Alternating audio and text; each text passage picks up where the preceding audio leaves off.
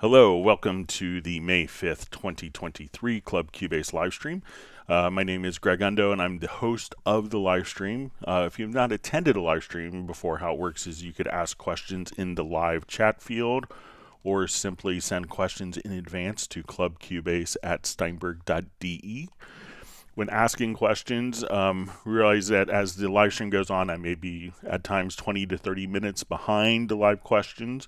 We'll try to go through each of them chromatically or chronologically rather, and get to them. So if you don't see an immediate response to your question, realize that it may be coming in the future. So if we could avoid asking the same questions over and over again, that would be appreciated, and just kind of speeds up the whole process so we get more questions answered. When asking questions, if you could specify which version of Cubase are you running. So is it Cubase LE, AI, Elements, Artist, or Pro? Also, if you could specify which version, so if it's version 10, 10.5, 11, or 12, and which operating system. That information is often helpful. We should have all of the topics that are discussed in the live stream today indexed to the top of the comments field. So as we work with that, I'll have to rewatch the live stream and then type up all the questions. So they'll be pinned to the top, and it may be just a little later than normal. It's my wife's birthday today, so we're going to treat her to a special dinner. So it may be a little later than normal, but just a heads up with that. Also, if you wanted to search for topics that have been covered in previous live streams, you could go to cubaseindex.com. And Jan from Stockholm has done a wonderful job creating a website as a wonderful resource where you could search for over 25,000 topics that have been covered in the last 3 years of live streams. We also want to thank Jazz Dude and Agent K, who serve as moderators. They're not Steinberg employees. They just really do this to make it a better environment. So we give special thanks to them. Another kudos will go out to Jazz Dude for his work on the Cubase Nation Discord, which is a wonderful resource of information for the Steinberg community. So different tutorials and references, and great resource there of information. So with that, we will go ahead. My name again is Greg Undo with Steinberg. I work for Yamaha Corporation of America, which is the United States distributor of Steinberg products, and I basically serve as a product specialist, working in marketing department for Yamaha, and I'm presenting from just outside of Washington D.C. area in Alexandria, Virginia. And if you're watching this live, please feel free to introduce yourself and tell us where you're from. So with that, we will go ahead and begin. All right, so we see music for Old Piece Records. So we have Taylor from Pine Grove, Pennsylvania. Thanks for joining us. And he has a question. First question, how do I install Cubase 12 on a second computer? So really all you have to do is go to the Steinberg Download Assistant, and you want to, once you're in your Steinberg Download Assistant, you will see, and you could install Cubase 12 on up to 3 different computers. So you could download the Steinberg Download Assistant. I'll just open this up here. And you want to make sure that you're signed in on the second computer with your My Steinberg account. So you would just go to your account on that computer and then log in. And then you'll see once you're logged in, you'll see all of your products that you have. So you'll see under My Products download area, you'll see that you'll probably see the Cubase 12 indicated right over there. I'll just close that out. So if you go to My Products, just simply download and install. And at that point, what you want to do is just go into the Activation Manager. So you'll have the Steinberg Activation Manager and just activate it for this second computer. And you could do it on up to 3 different computers and do it dynamically. Okay, so we have Patrick Becker checking in from Germany. We have Benny from Sweden. He says he's feeling a little sick. Sorry to hear that. Wonderful to see John Barry from Old England, as he often says. All right, great to see Jazz Dude on. All right, we have Dean Garvey Jazz saying hello to everyone. Arnold saying hello from Germany.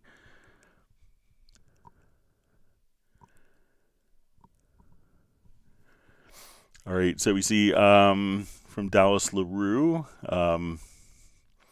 says sometimes when I duplicate a MIDI track with chords on it, the chords on the duplicated track change. So let's say if I have chord data, so let's say if I just come over here, I'll just put in a quick chord track progression.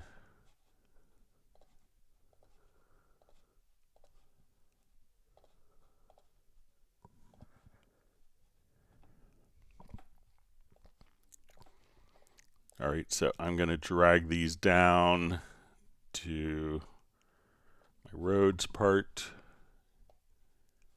and I will join these together.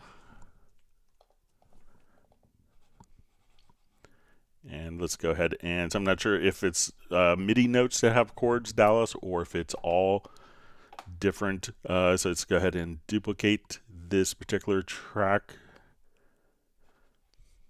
All right, so if we come over here, let's look at our note data here. So say velocity. I'll make this a little larger.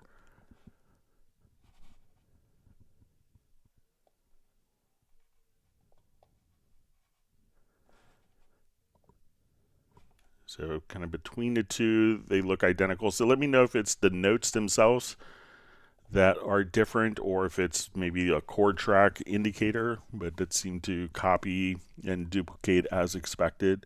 But let me know if I'm misunderstanding, Dallas. All right, wonderful to see David Griffiths from Wales. Glad to see you back. All right, so we have Nurtila Reto and Daniel Mustafa from Albania. Thanks for joining us today. Great to see Jan from Cubase Index. All right, so we see Soren from Sweden. So just Soren had mentioned on the last live stream that that the Spectral Layers update wasn't discounted with the current promotion. So I passed that along to Steinberg Soren. So I saw that this morning it looked like the discount had been kind of taken effect, so it should be a lower price. But let me know if you see that on. I sent screenshots over to Steinberg, so it looks like it changed on mine. But just let me know if it changed in Sweden as well. I guess it was showing the discount in Germany, but not other countries. All right, so Dallas LaRue asks, how can I import tracks from Spectral Layers, make it a reference track, and have it line up exactly with the grid and tempo of the project? Okay, so I'm not sure if it's if you're running Spectral Layers internally. So let's say if we do Spectral Layers, so let's say if we come over here, I'll just find a quick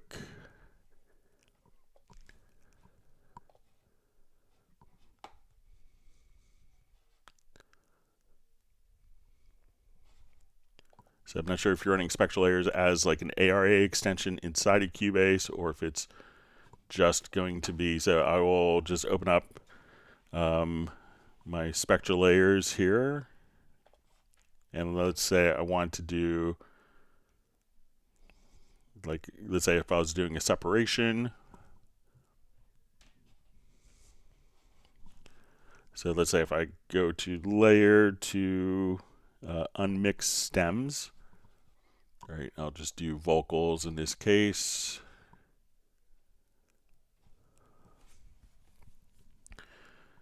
So what this is going to do, if you haven't seen Spectral Layers do it, kind of its magic, it's going to take our 2-track mix and automatically extract just one single element of it.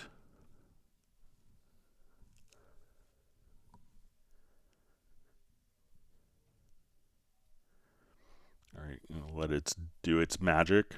And then once it's extracted the particular the particular element, whether it's drums, bass, piano, other, what we're going to do now is we'll see that show up in our lanes, so, or in our layers over here, hence the term Spectral Layers.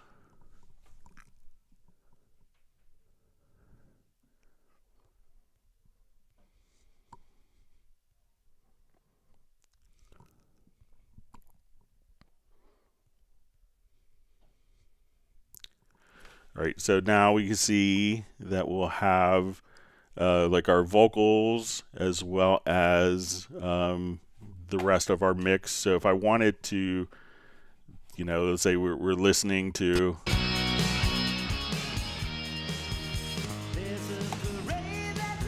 so if I wanted to mute the vocals now,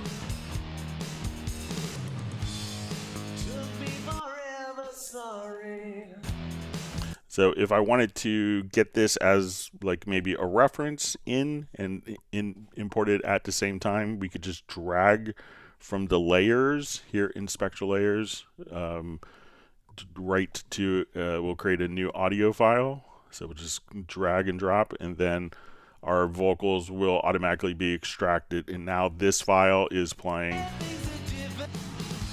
without the vocal.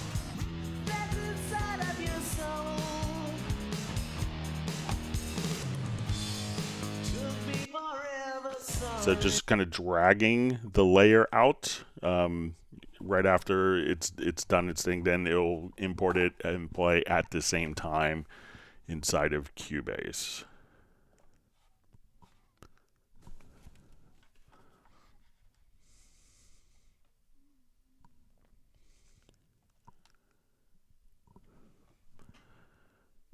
All right, so we see Alexander Plasko on, so glad you can make it today. All right, John Barry asks, hi Greg, what happened to the cue sends in the inspector for instrument tracks? They appear in the mixer, so let's go ahead and take a look. Let me close this project.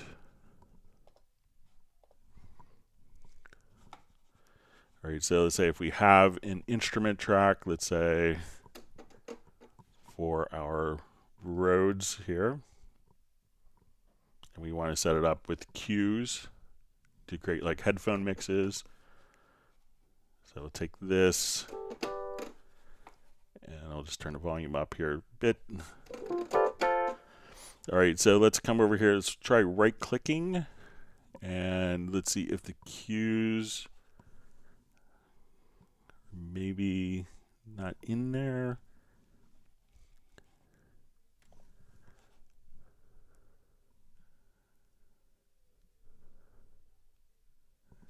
Yeah, so it looks like maybe the cues aren't part of the inspector, but when you go to the full channel settings, let me just come over to like the full channel settings here. And let's get to our setup.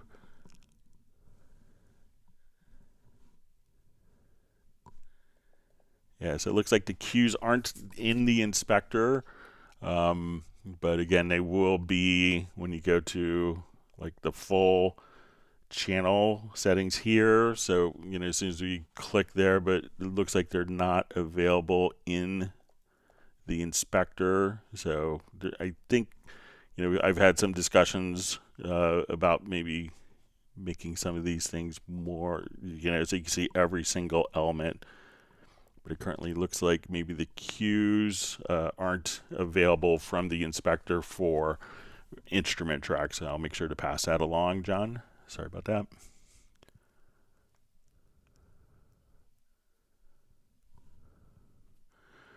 All right, so Brandon Wilson, just checking in from New Orleans. Just a general Cubase question. I have version 12. Can you please explain the purpose of a wave circle in Supervision? I don't understand what it's supposed to show.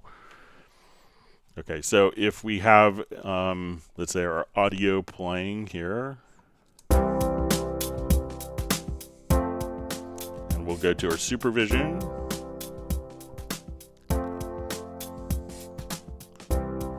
I'll just add a new instance here real quick.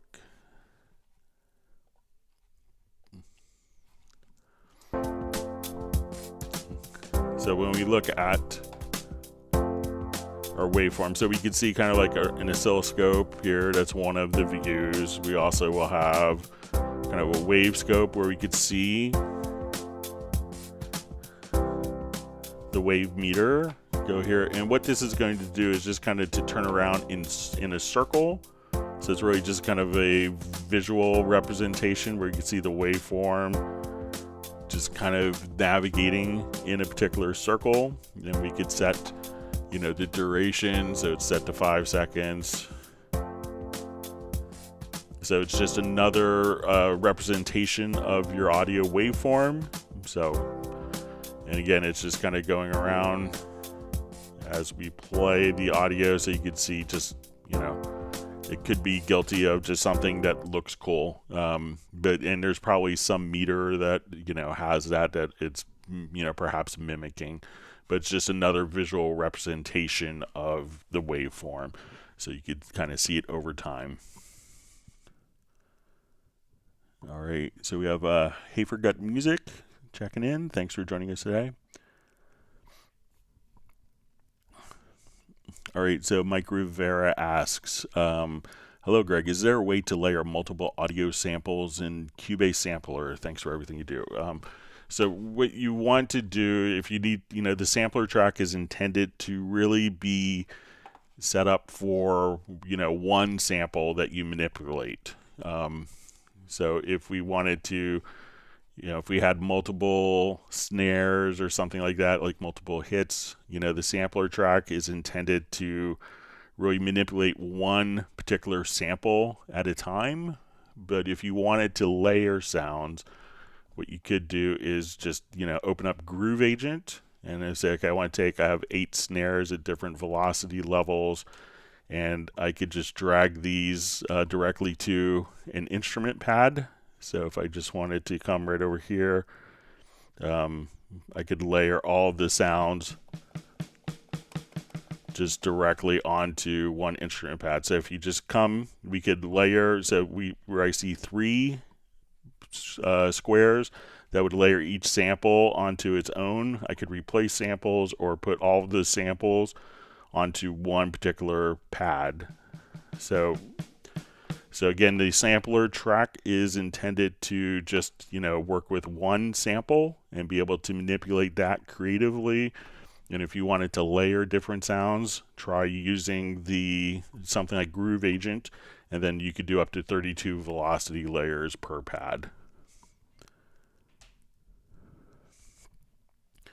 All right, so we have Guy Niels Zalmanovich checking in from Israel, from Tel Aviv. Thanks for joining us today. All right, we have Paul the guitarist on. Great to see you back.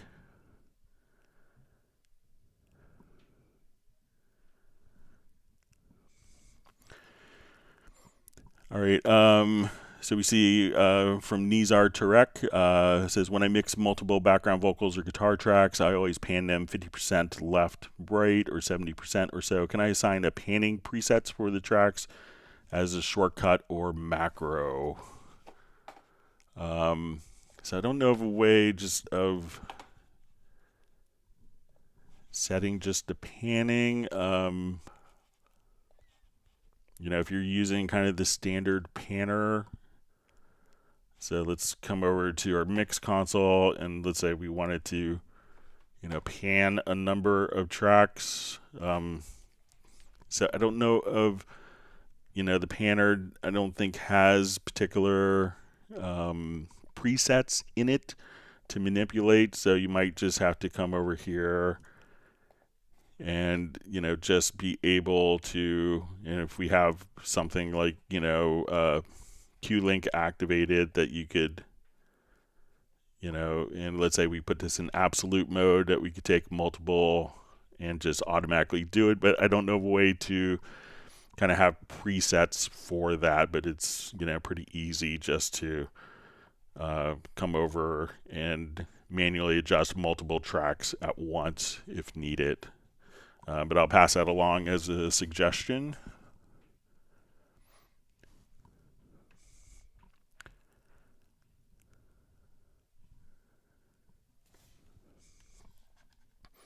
All right, so we have Stefan checking in from Sweden. Thanks for being on.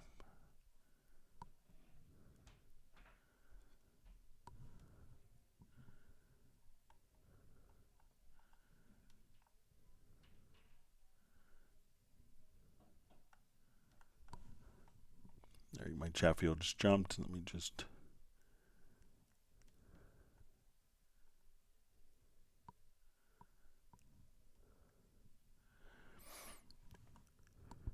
Okay, so we have Oral Cole sending blessings from Jamaica. Thank you so much. All right. So we see from Orly asks, does Steinberg accept audio auditions from Nuendo users?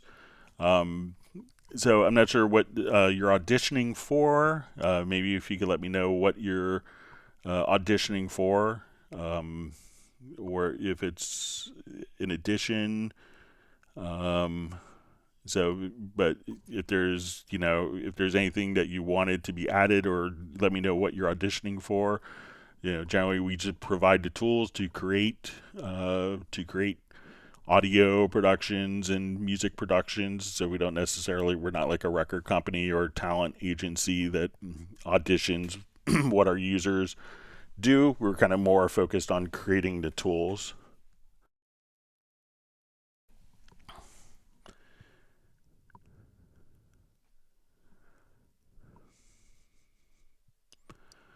All right, so we see from Chris Johansson, hi Greg, what is the best and easiest way to reset the peak values on all my faders rather than having to check on them individually?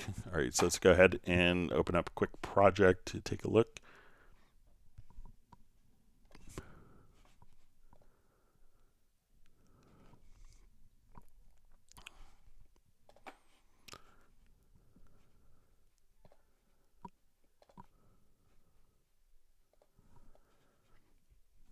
Okay, so let's say if we're here,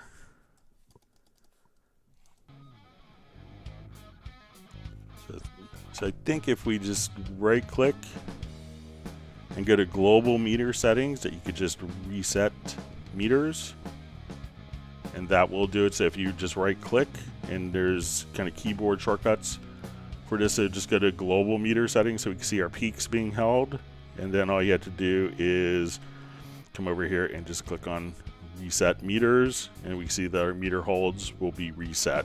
So just right click in the meter area, go to global meter settings and reset. So let me know if that is helpful and what you wanted to do.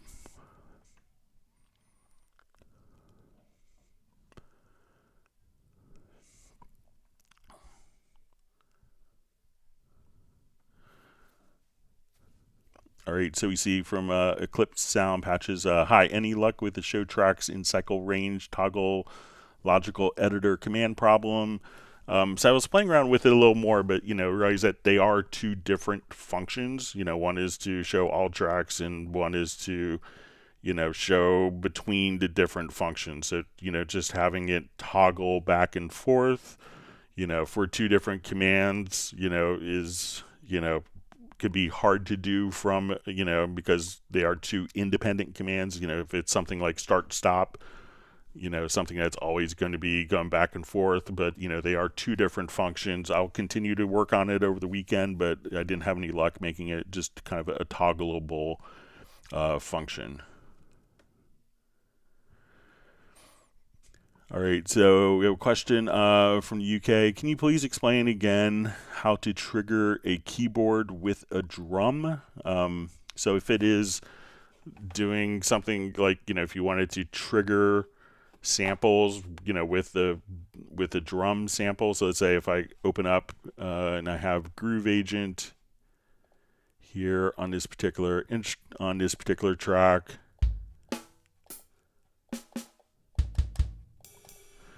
So if I wanted to take like a drum recording, so let's say I wanted to take this kick track, so I'm going to double click. We'll go to hit points. We'll edit our hit points. And then what I want to do is I'm going to just select my destination.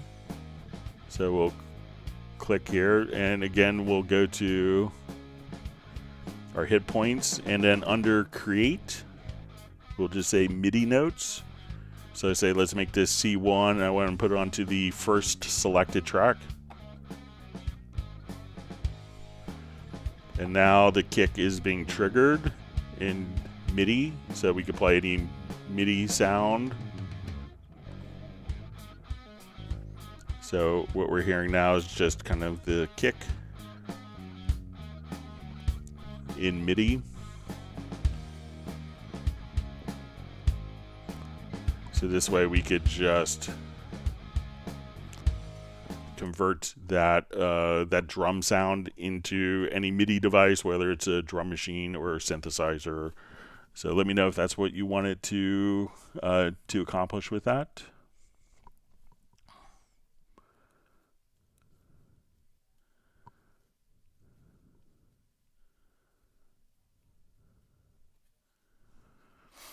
All right, so Nizar asks, can I assign a shortcut or macro to load a VST instrument with a specific patch? That will save a lot of time to add VST instruments and then find the patches, which I always use. Thanks.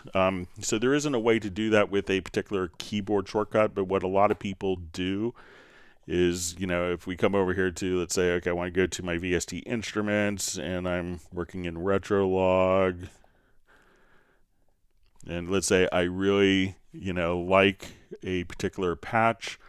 So if we wanted to come over here, we could set kind of a rating for different patches. So let's say if we see our rating category here. So if you know that you like a particular patch, let's say, okay, I really like these ones.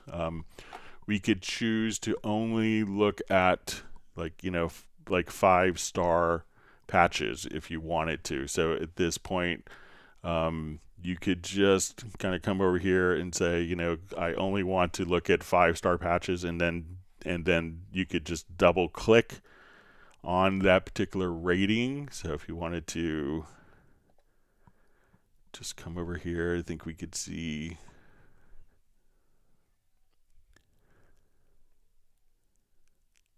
Just see if there's the rating is in here where we can see it.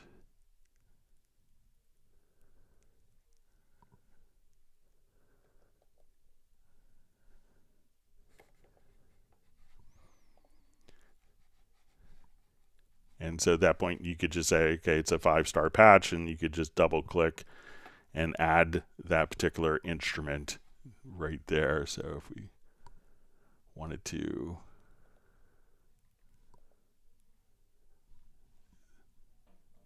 so, but you could just, you know, navigate by ratings at that point. So that could be a very easy way of doing it, but there isn't a way to automatically load a particular like track preset with a key command or with a macro that I've found. All right, so we have a question. Is there some kind of resonator plugin included with Cubase Pro? So let's say I wanted to take my bass part here. So, you know, you could use some of the filters for this. So say I want to take my control room.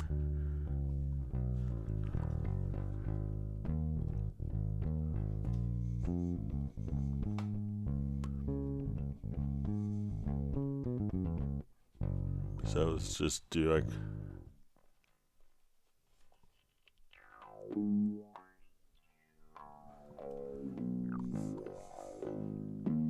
So if you want to set kind of resonators, you know, so you can have different filters to work with. So if you want to come over here to a dual filter.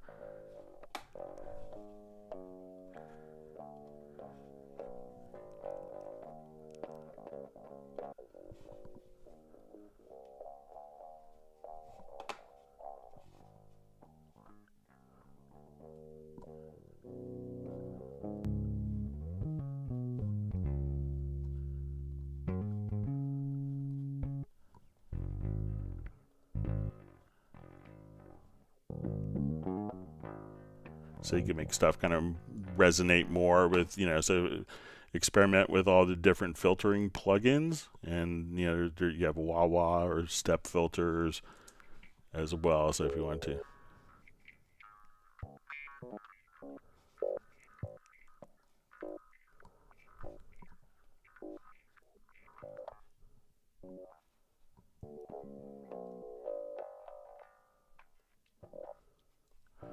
So you could play around with some of those. You could get a lot of stuff to kind of resonate that way.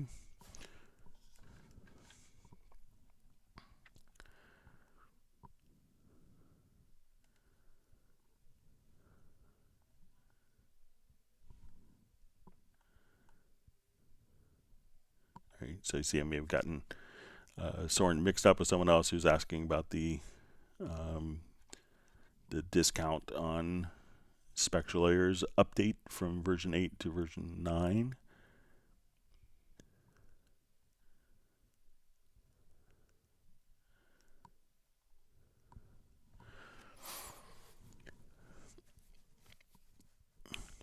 All right, so we see from Semtex asks from France, is there a way to input notes in the score editor in guitar tablature mode using the fret number instead of classical notation like in Dorco or Guitar Pro? It seems I can only drag the fret number to change the pitch and make the specified pitch jump. The string number, I'm using Nuendo 12, thank you. So yeah, the intention is as we're working with that, let me just open up quick example. We might have some guitar in Midi.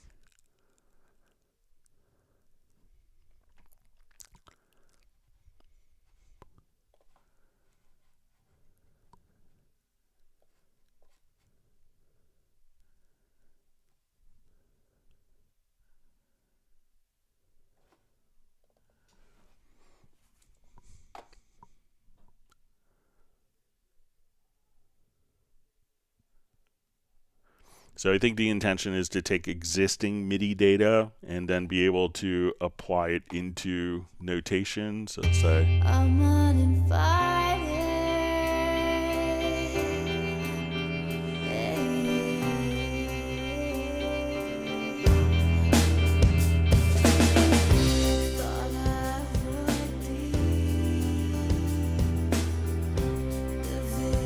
So if I wanted to take this part here and look at it in notation, that when we go to tablature, that we would just kind of come over here so we could set kind of our strings and we could see, you know, different tunings if we wanted to, but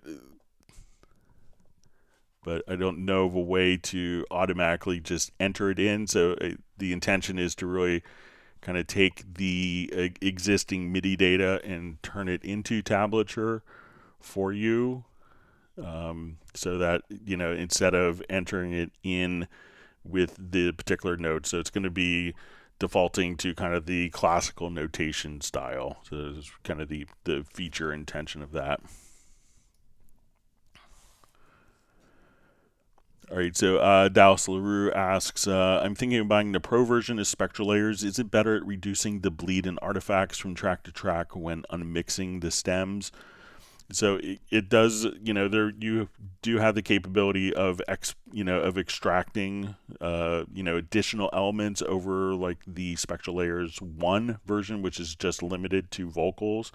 So, and one of the things that you could do is if you do have track bleed in Spectral Layers, and let's say if you have the track that's bleeding into it, you could load that up as a reference file. So let's say you had the hi-hat was bleeding into the snare mic, pretty typical. Or, you know, so let's say the hi-hat is bleeding into the snare mic. You could use the hi-hat track as a reference and then filter out the hi-hat from the snare track bleed, and using the source track as a reference to do that. So the Pro version does have more capabilities when doing extraction.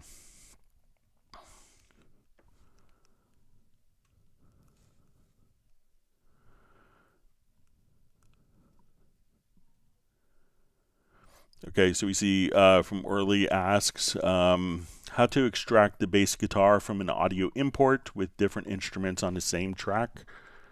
Okay, so let's say if I wanted to, we'll jump back to this project.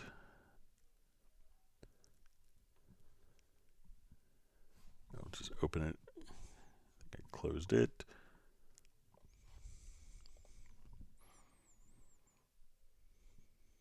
And we could do this in Spectral Layers Pro, which is currently on promotion during the sale. So we'll come here. Let's come to, we'll go to extensions. So we'll select the correct track.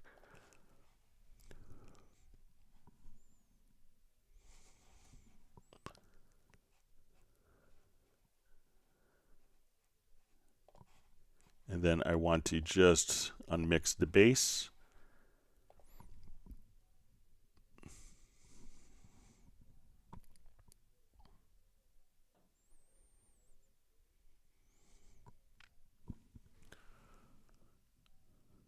All right, wonderful to see Lawrence Koch on from Rhode Island.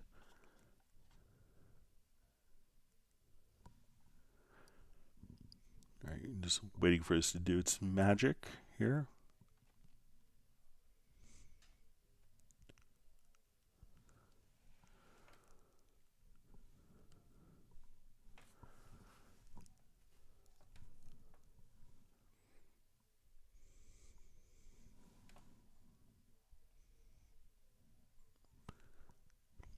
All right, it's about 70% done.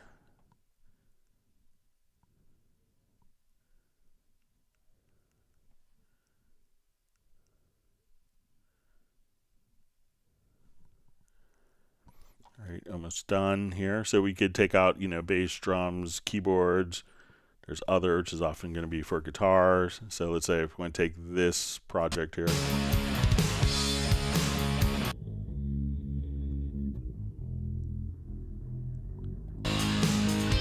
So if I wanted to now just mute the bass.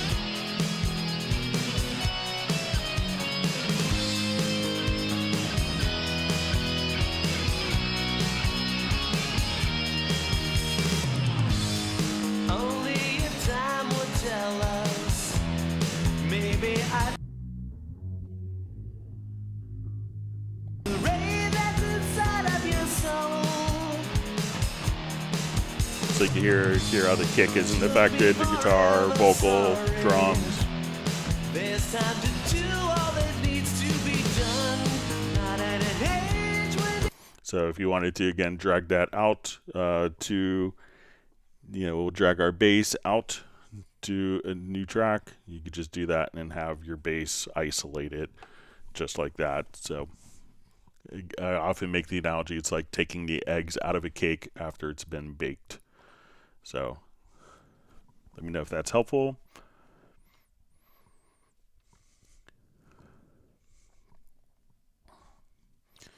Okay, so we see from Robert Higgins, black text against dark gray can be pretty hard to read if there's any ambient lighting nearby.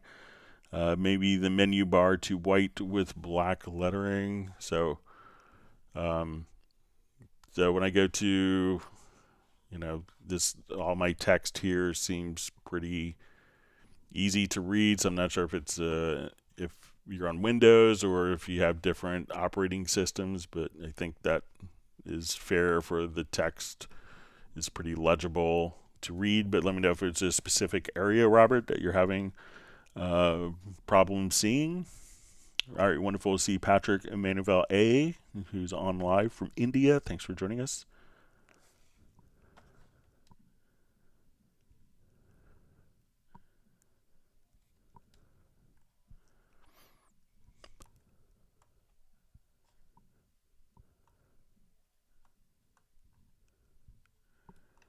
All right, my chat field just jumped. All right. And Patrick asks, can I add faders into synth quick controls to adjust faders?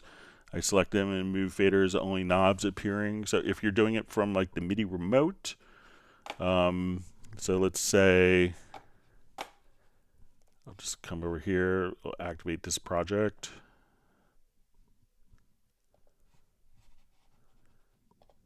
All right, so if I was creating a new Midi remote, let me just erase this one.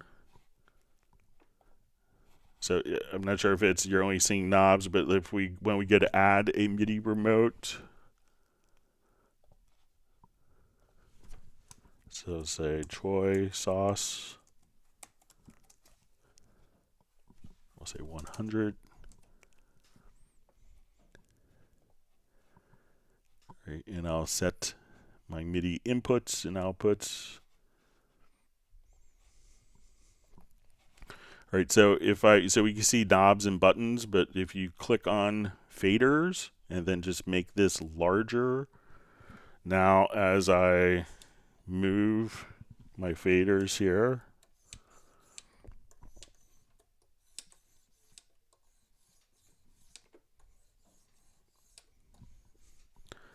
that we've now created, different faders. So when we want to look at this, so now we could have just our faders show up. So make sure that you have faders selected here. But let me know if that's kind of what you want to do, and then you could assign those faders to quick controls. Anything that transmits MIDI data you can do.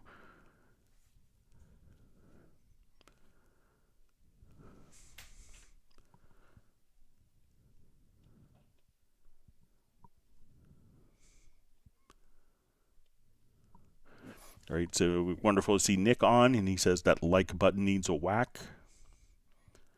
All right, we have Filter Freak on, who's happy that it's Friday, and Robert Higgins is happy that it's Cinco de Mayo. Wonderful to see John Costigan on from Kenosha, Wisconsin.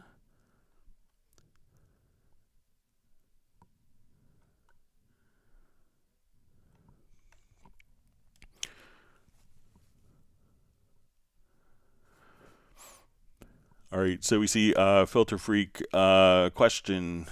Is there a way to activate / deactivate individual inserts in the main control room inserts? I have 3 sonar works. An idea I would like to deactivate by remote or key command. All right, so let's take a look. So I'll go back to, let's say, my Nano control here. And I'll go to my inserts. And let's say I'll just load up a couple of inserts here. All right, so I wanted to deactivate inserts. So let's say when I hit this particular button, let's go to key commands and look under control room. All right, maybe under mix console.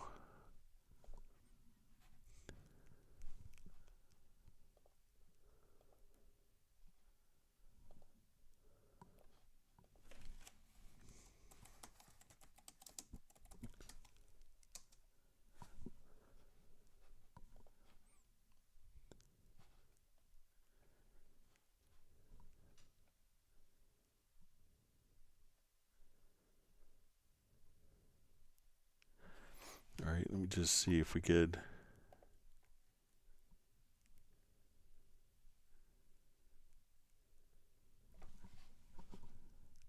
I think this might have to be done in the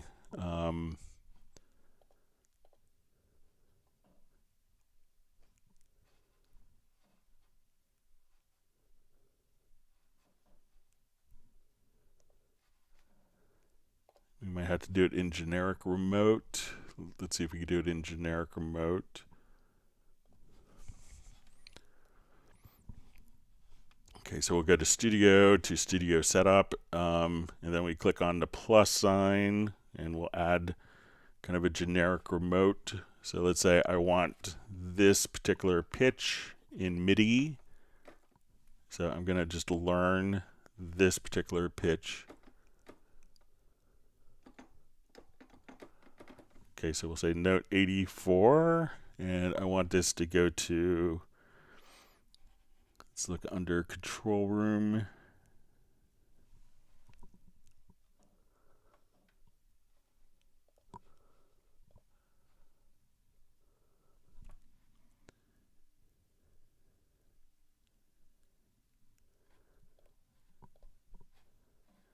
All right, so then we could see like insert 4, dual filter. So now when I hit this particular MIDI note, that will just bypass that particular plugin. So go to generic remote, and let's say VST control room to control room again, and then you'll see all of the inserts listed here, and then you could bypass the particular inserts right from generic remote. I'll take a quick look, see if we could do it.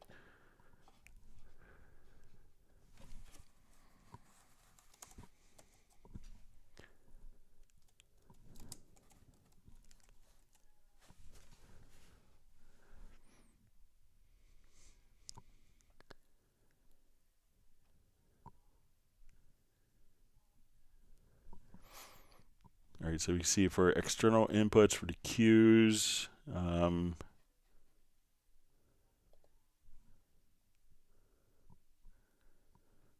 So let's assign this.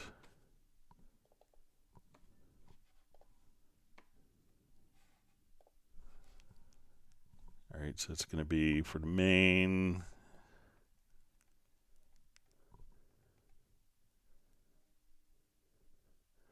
Yeah, so it looks like, again, through the generic remote that you could do it. So just go to Studio Setup, generic remote, VST control room, to control room, and then you'll see all of the available inserts that you could bypass. So you could turn off your SonarWorks, different instances of that.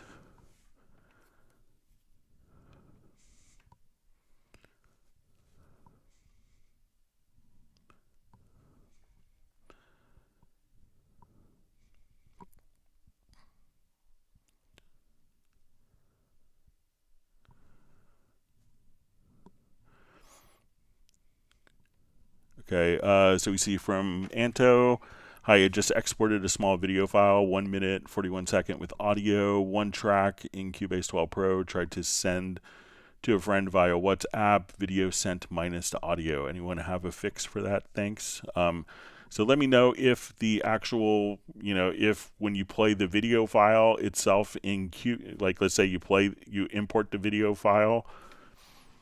So let's say if you come over here and just do a new project and you import the video file, first make sure that the video file has audio in it. So let's say if we do a new project and we want to just come over and say, let's import video file. So let's say as we come here, I wanted to have that video file. If you see the audio automatically be extracted, so first make sure that you actually exported the audio into the video. Sometimes people may have the video file record enabled or the audio file record enabled and then it's not included. So but I don't think that there would be anything, usually when you import the when you upload the file, it would include the audio is a part of the video file, but make sure that the audio was actually included in the video first. But otherwise, maybe it's some other element that is causing it. But before, I don't think that uploading it to or sharing it via WhatsApp would strip the audio, or maybe try like a WeTransfer or something like that.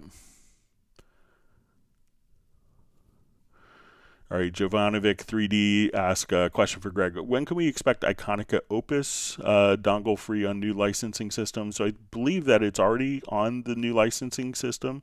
So I know that Opus is basically, the ensembles and, the 2 different libraries together. So, but I know that Iconica is on the new licensing system already.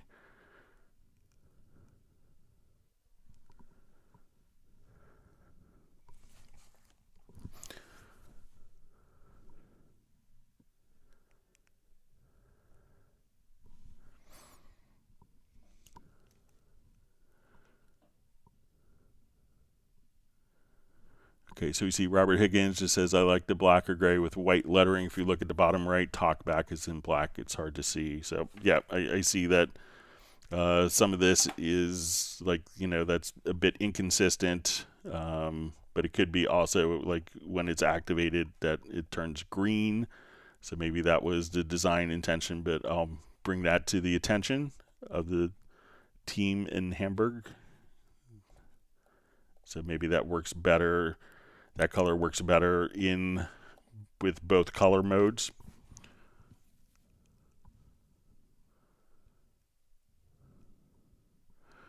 Okay, so Orly asks how to purchase professional grand Steinberg synthesizer DAW worth, say, $100,000. So, if you wanted to purchase, so I'm not sure if you want to spend $100,000 on a DAW, but, if you get, a system with like 256 gigs of RAM, as many processors as you want, I think you could do quite a bit and not spend $100,000. But you could probably spend a lot on libraries and different instruments as well. All right, wonderful that Bruce Bruton has made it. He's happy he made it today, and he smashed the like button on the way in. And if you do learn a new tip or trick, make sure you do hit the like button. All right, we have Braxel is also joined, saying hello to everyone, and we have Uno Memento from Finland.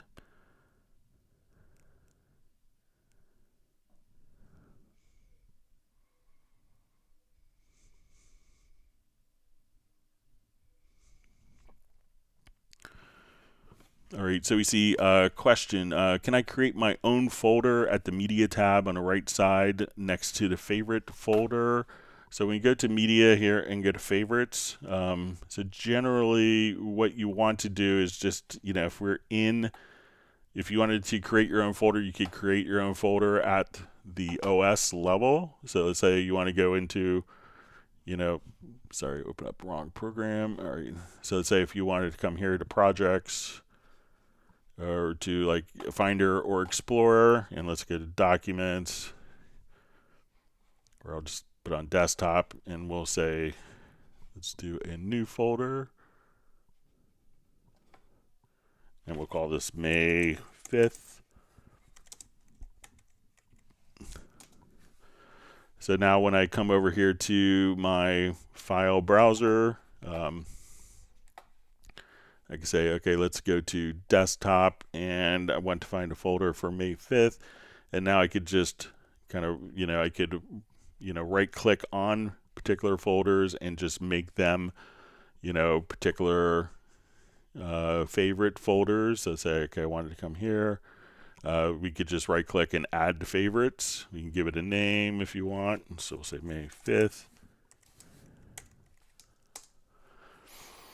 So now when I jump over to favorites, you can just immediately access different folders. So try just right clicking on a folder and then just making it a favorite. And then so you can make a folder in wherever you want, and then just simply take that and add that folder to favorites.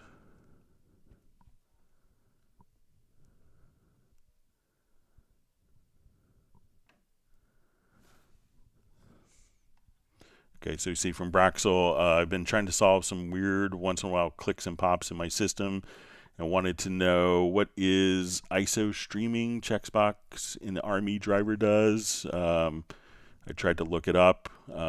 So I haven't had any RME hardware in probably 20 some years. So I'm probably not the best person to ask. Maybe someone else could share.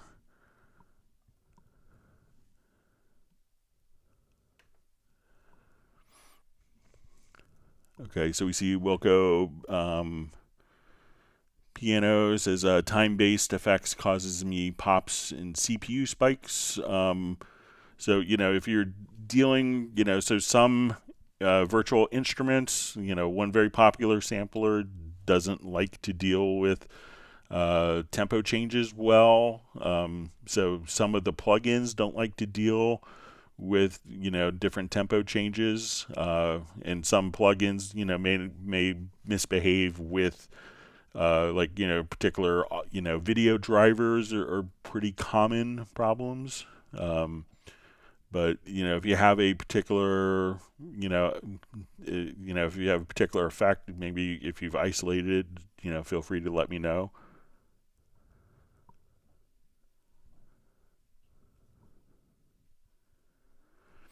All right, wonderful to see Sable Winters on. Not sure why she says her previous posts have disappeared, so sorry about that, but we're glad that you made it.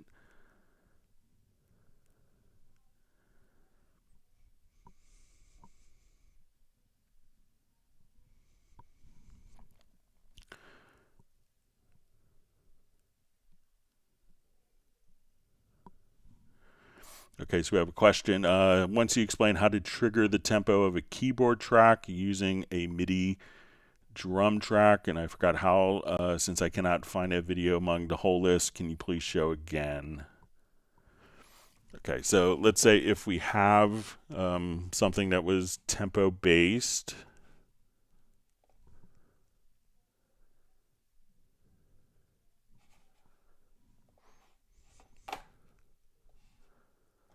all right, so let's say I want to just come over here and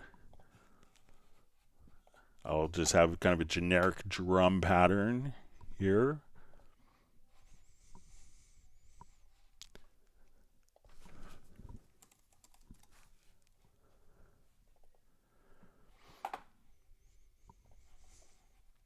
Okay, so let's say if we come over here.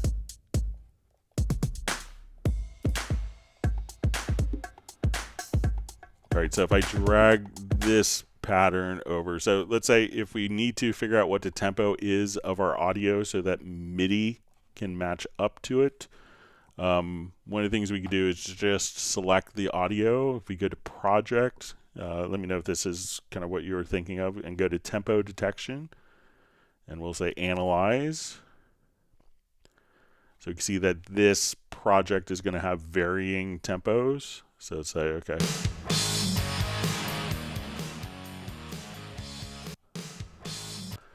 So what I want to do is to take a like a drum pattern, and we could drag and drop, and we could say, okay, maybe I want this as my downbeat, and I want, so we'll do that in 4/4. So now I could have this Midi automatically follow the tempo change.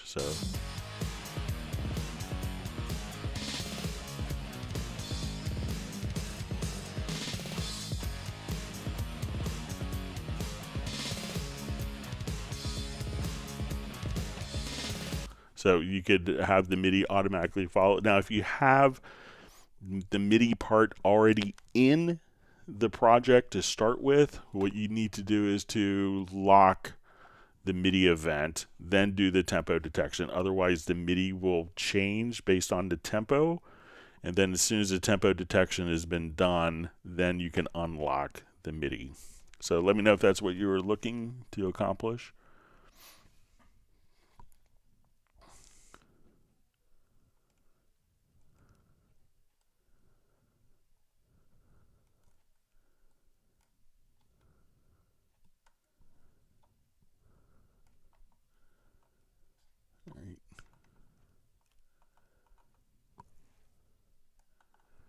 My chat field jumped.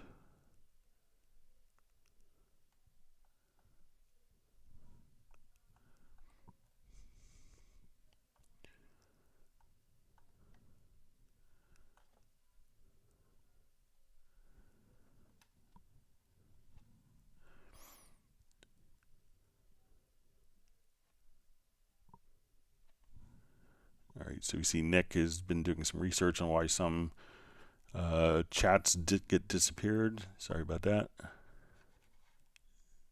Yeah, it's an odd one.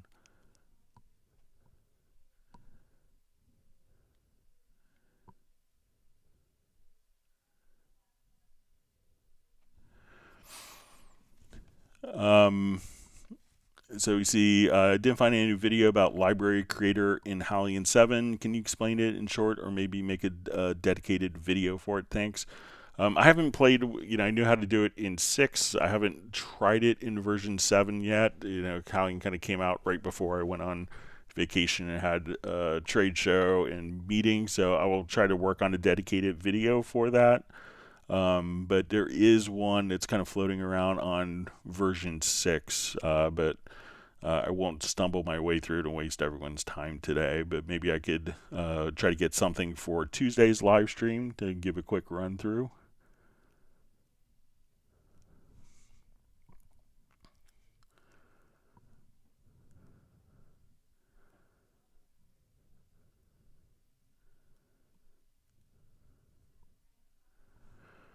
All right, so Wilco Piano asks, are there any quick ways to display chord symbols on the score window, then after its algorithm gets it slightly wrong with jazz chords, edit them? So let's say if I wanted to take this event here, so I'm gonna just add a quick chord track.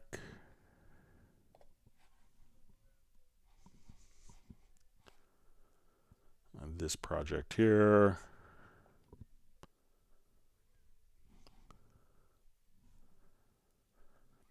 Okay, so let's say we have all of our chords here. So I'm going to just create kind of a blank MIDI or instrument track here, and we're going to make it the same length.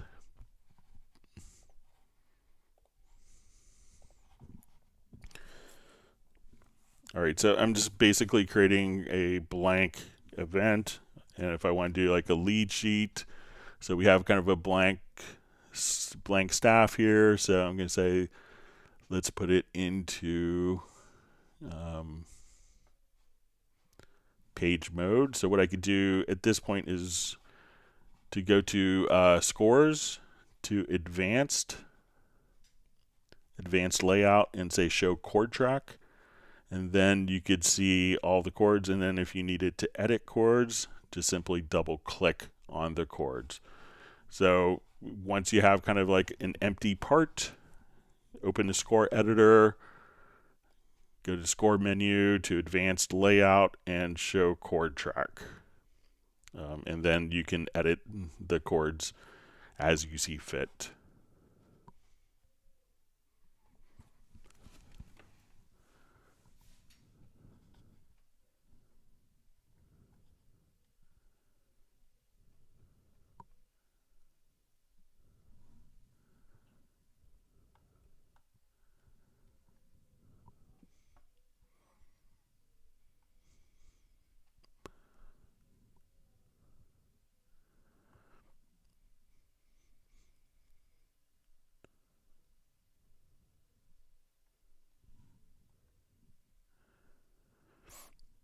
Okay, I'm just seeing if I see first part of this. All right, so I think I may understand question. So it's from Plastic People Records. So I just see a quick way that doesn't involve delete lanes or convert to track version and vice versa. I just want to hide unselected areas of events from showing on the main track if I move or edit on main track. So I think this might have been kind of a comment that was kind of tied into a comment from last live stream. So let's come over here. And I think it's with dealing with editing on lanes. So let's go take a look at this. So I'm going to add this. I'm going to send this to a group channel. Okay, and then I want to add an audio track with the group channel as the input.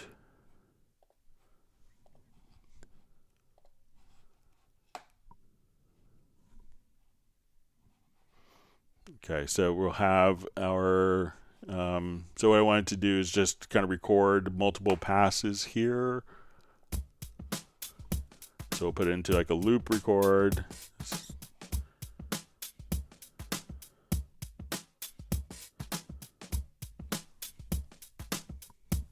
Do a couple passes.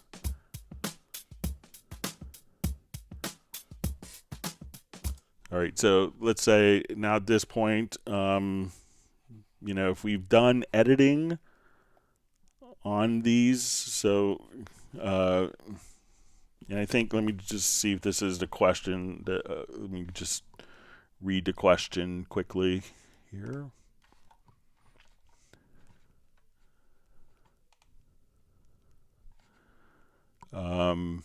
So I have a question I don't believe has been asked before. Could you try to address this in the next stream? So using lanes, I tend to use them as takes. Say I select a lane and it goes to the main track. If I go to move or trim, change the length, etc., that track, then the wave from another lane shows up on the track from under it. How can I delete lanes and convert to a track versions and vice versa?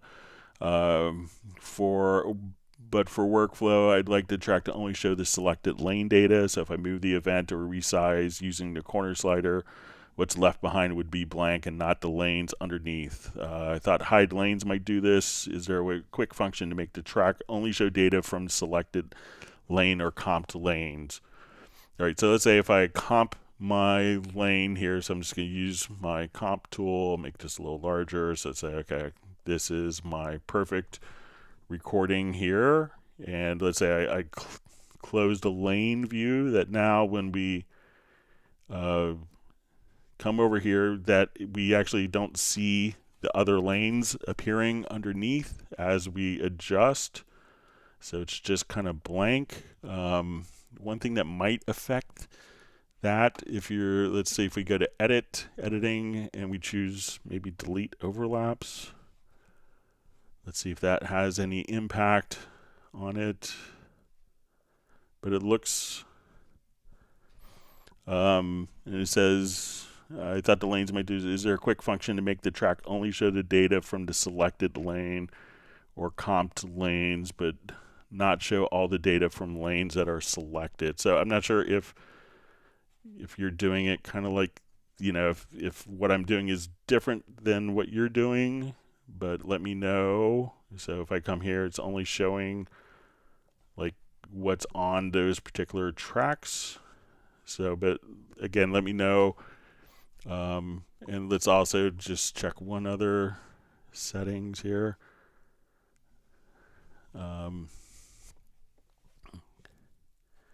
You know, so maybe if you have delete overlaps, you know, try toggling that maybe in the preferences and see if that changes the behaviors. But let me know if that is kind of what you were wanting to accomplish with that.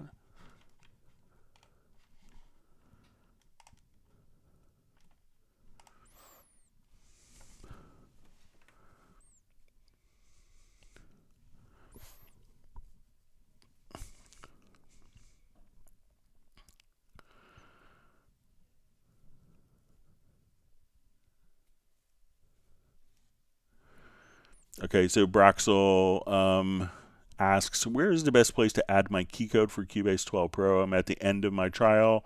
I see a couple places to add it. I want to pick the right one. So I would put it into your into the Steinberg download assistant, and then that could automatically do the authorization with the Steinberg activation manager. So that's what I would do.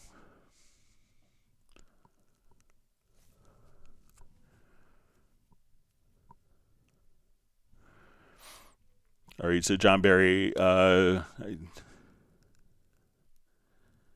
it says, hi Greg, the earlier question about some items not being clear. I find the bypass inserts or EQ in the mixer illuminate whilst you press them and light goes out, release and not remain on. Okay, so let's say if we're on, I think if we're on, like, let's say our inserts, and I probably still have this.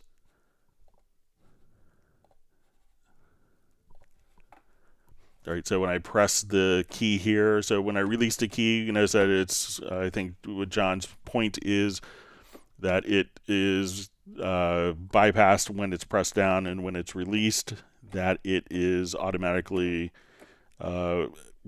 re-enabled. So let's go to our generic remote settings. So I think what we could do is just set our flag here to toggle. So now when I press the key down, let's see if it toggles. I think we could just kind of change that setting there.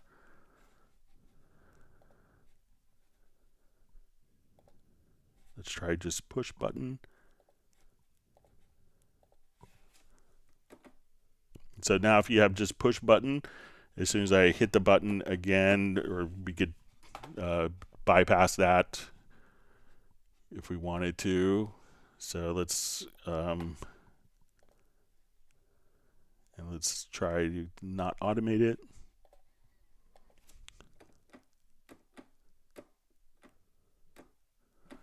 So you could, you know, try playing with the settings. So this setting is to bypass it. But you could also just kind of set it Let's try setting it to toggle and push button and see if that will kind of stick. Yeah. So try setting the generic remote into flags for push button and toggle. And that way that one particular setting, as soon as I hit the key and release it, it will turn off. I hit it again, it turns on. So you could do it just like that. So let me know if that's what you're referring to, John. Make sure I didn't misunderstand.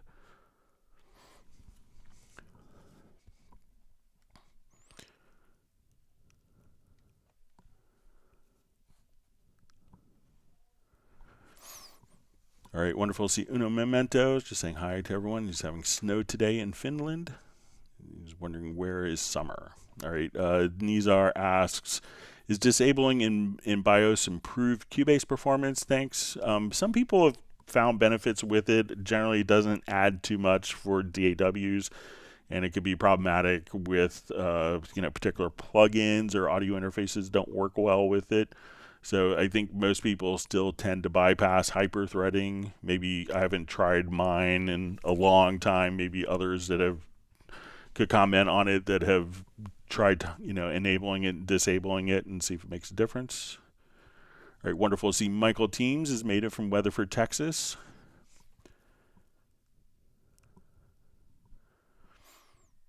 All right, we have a question from the Hip Hop Evangelist who asks, can you give me a working example of how to use the arrangement track? All right, so let's take a look. All right, so what the arranger track is going to allow us to do is to basically work in a non-linear manner. Let me just see if I have a project in my recent projects here. All right, I'll just open one.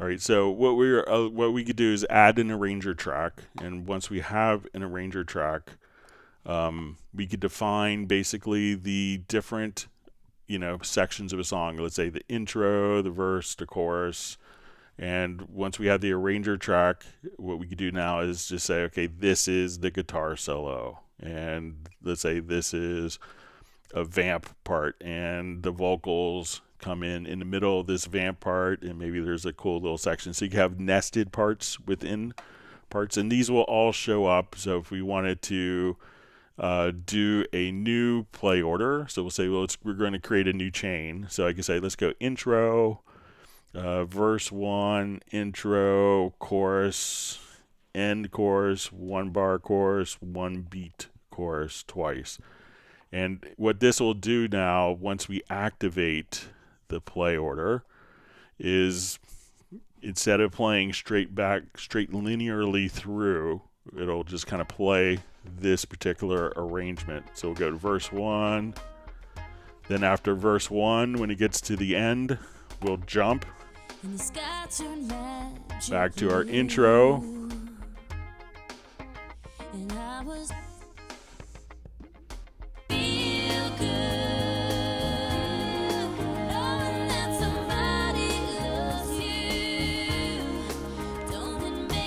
Then it'll play like the end chorus, and it's going to play a 1 measure chorus.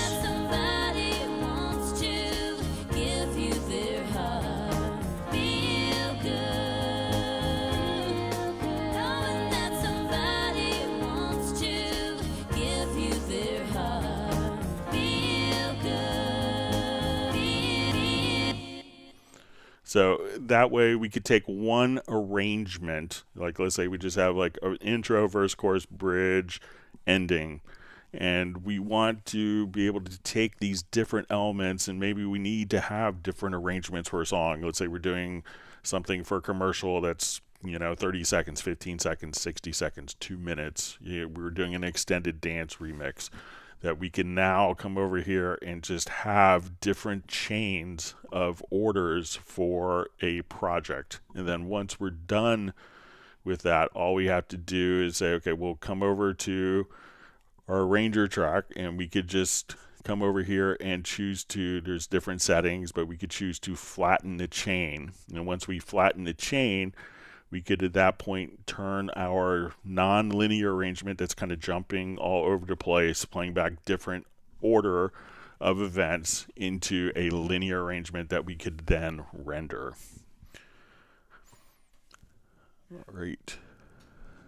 Thanks for your question. Glad you can make it on today, Hip Hop Evangelist.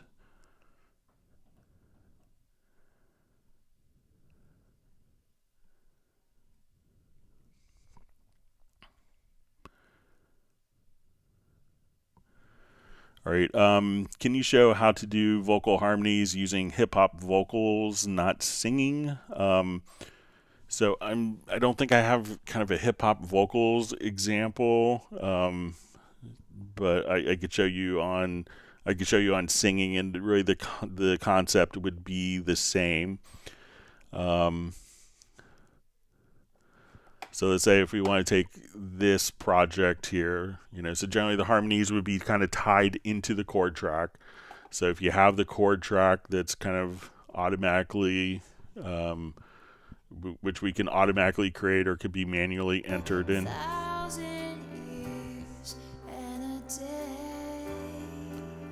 So let's say I want to take like just that phrase and a day.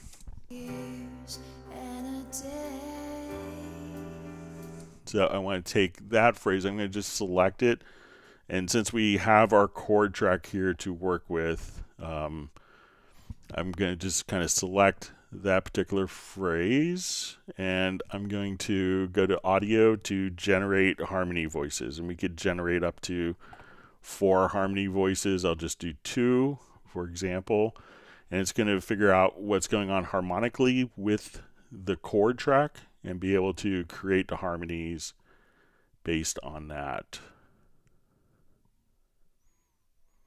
So it's going to do an analysis of the audio. So now when we listen to it, and I'm left to you for 1,000 years and a day.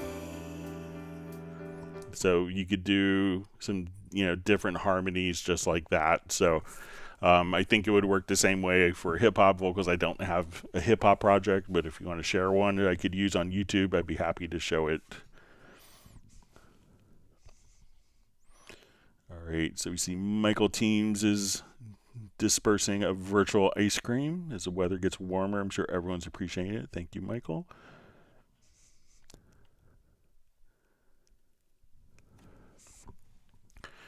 All right, we have a question from Ode AMS Studios or Studio. Thanks for all the great work. Is it possible to import all the various Cubase projects and back files as versions of a project? So I'm not sure exactly what you mean by versions of a project. So you could, so it's going to be kind of one. So, if you wanted to import, so I'm not sure if we choose to, let me just come over here. So I'm not sure if it's like track versions that you're thinking of maybe different, different files. So let's say if I'm here,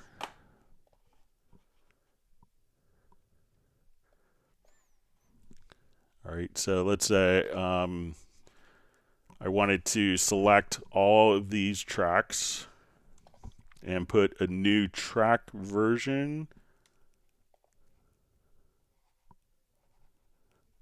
All right, so we'll say new version.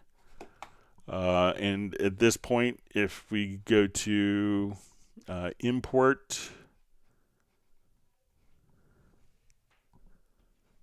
and then we can say import tracks from project, and let's say I wanted to come, let's go to here, and okay, I want to take projects from this backup, and now I could select all, and we'll select matching,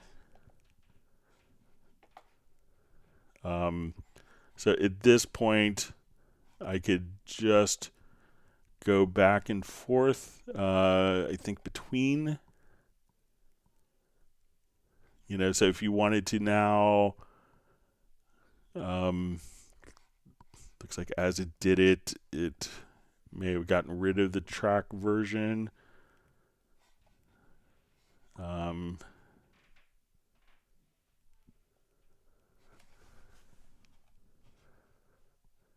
But let me know if that's what you want to do. If you wanted to, but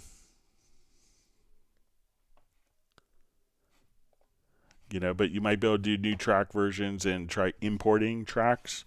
But let me know if I'm going down the wrong path as well.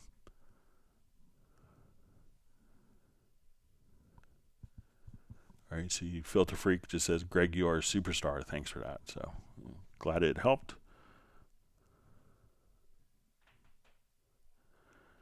All right, so you see all these back and project files belong to a single project, so probably if they're like other project files and .bak backup files, that they are not belonging to the same project. They might be referencing the same material, but you could always open up multiple. So let's try this. So let's say if I open up a backup,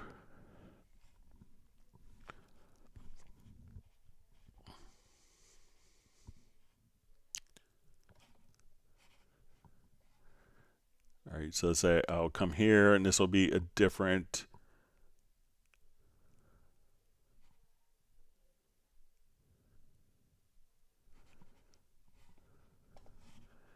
okay, so we have files here. So let's take this. I'm going to select, let's say, all of my drum files here, and let's do new version. And then I want to select my drums from this and drag it over. And then we could just switch between version 1 and version 2, but there isn't kind of an automatic way, and they are all, while it's maybe in the same project folder, they all are distinct separate projects. But let me know if that makes sense or if I'm going down completely the wrong path.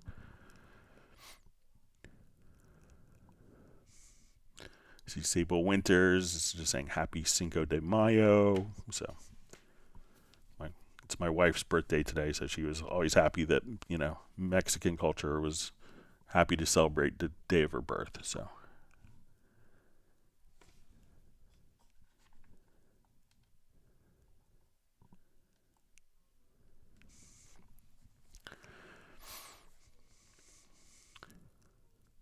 all right, so we have a question. How can I make it so that only Cubase, are not heard when I play a song, so that everything that is in Windows can be heard? So probably it could depend on your audio interface, but if you wanted to go back and forth between Cubase and like your audio, and listen to something perhaps on YouTube, something like that, if you go to your audio system and then just select release driver when application is in background, that way you could have like the same audio interface playback sounds from your computer, and then when Cubase is the actively selected window or program, then Cubase will take over the audio interface. Some audio interfaces deal with that better than others, especially if switching sample rates.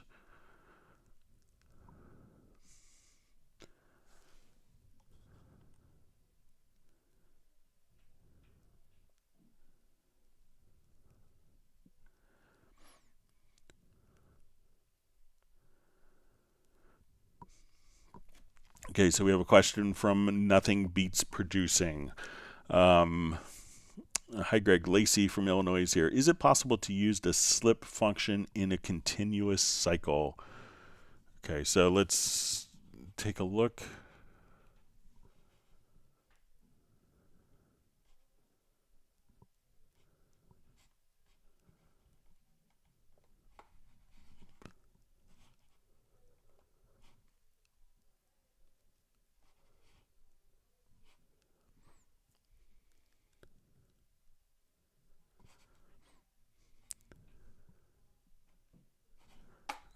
I'll just revert this project here.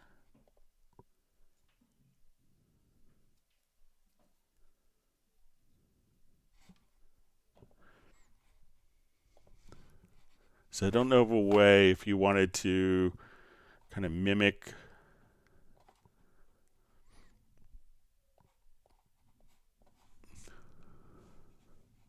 all right, so let's say if I come here and I'll just bounce.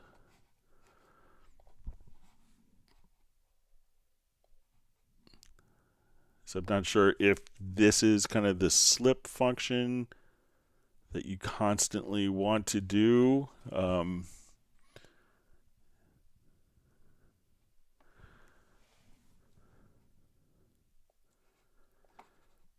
So, you know, if you wanted this to like be looping, so let's say if I'm here and I have this track soloed,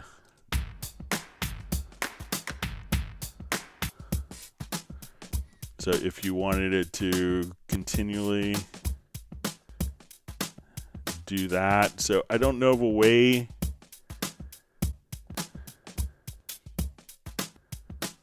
to have that kind of automatically do that. But let me know if that's kind of what you're wanting to do, Lacey. And we might be able to do something in a sampler track. All right, wonderful to see Pablo Vasquez from Galicia, España on. So wonderful to see Pablo. Everyone will be happy. And we see Pablo and going on for another 45 seconds of O's for Michael Teams. So happy to see Pablo.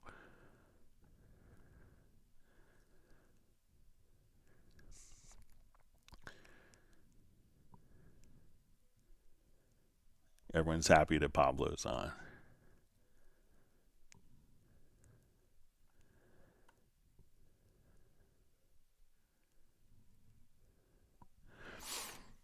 All right, so we see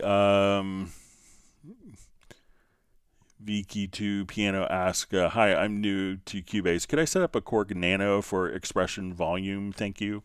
So I think that there is, I never, so, you know, when I have my Nano control, I have mine just working as, to do, you know, to transmit various things. So, you know, anything that transmits Midi, you know, I'm not sure, I never installed if there's like a little applet, you know, for the Korg where you could set up which MIDI CCs it's actually transmitting. So I know on my Choi Sauce controller, which is just kind of an 8 faders, that on the unit itself, it would just transmit MIDI CC data. So this would be set for like, you know, CC 1, 2, 3, 4, 5, 6, 7. So you could assign in the hardware.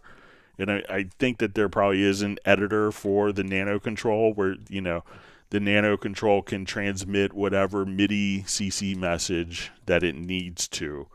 So it's kind of at that point when it's transmitting MIDI CC messages, it's set up and configured into hardware, and Cubase captures the MIDI CC messages that are being transmitted.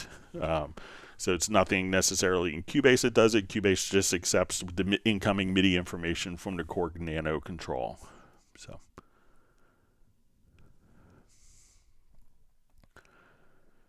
All right, Bruce Bruton just says ice cream and a drink. He's in heaven after Michael Teams has also passed out virtual margaritas.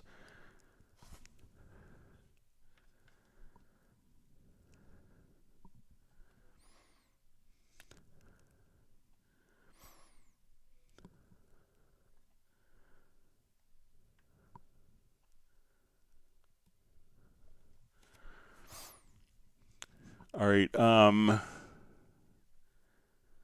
So we see Chico Machado Pereira. So from Brazil, love the channel. Could you set some macros? Having a bit of difficulty here to set all up. Let me know if there's a particular function for the macro that you want to do. You know, you can obviously set up macros to do lots of different things. Like one of the macros, I think it was last might have been on the 21st, like 2 live streams ago, was to kind of, if we had a particular track here that we wanted like one track to go to move to before this event. So like we made a macro, and again, a macro is just a series of key commands. So I think we called this one like CCLS shuffle events on different tracks. So we could come over here and instead of having to do all these functions manually, we could just trigger this whole series of key commands directly from the system. So I think if we do this, we can now trigger this macro. So say we'd go to CCLS shuffle events on different tracks. That if we have this one, that track selected, that so we could do macros for lots of different functions, and we've created lots of macros here during the live streams. But let me know if there's a particular function that you want to do the macro, and we could try to create it for you.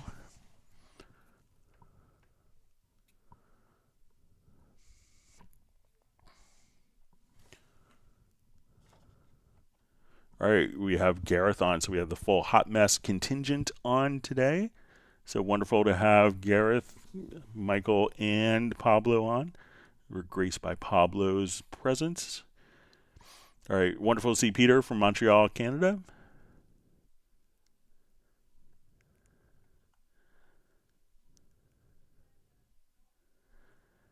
As Jazz Dude mentioned, that the macros in Project Logical Editor presets that I've done in live streams are available on the Cubase Nation Discord.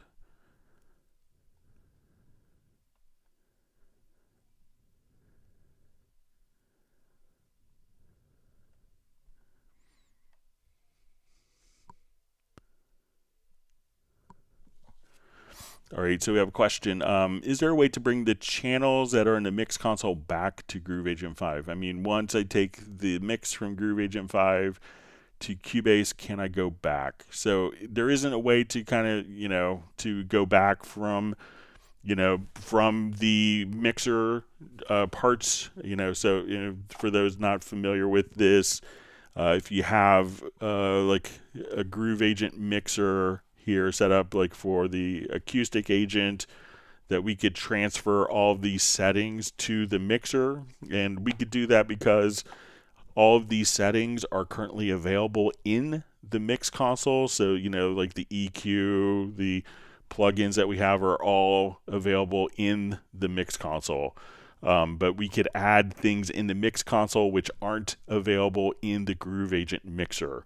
So the mix console is going to be a lot more flexible. You have more processing capabilities, more inserts, more sends. So that way, if you've employed elements that aren't available in the mixer, so we allow you to take from Groove Agent to the mixer, but not necessarily from the mixer back because we can't guarantee compatibility.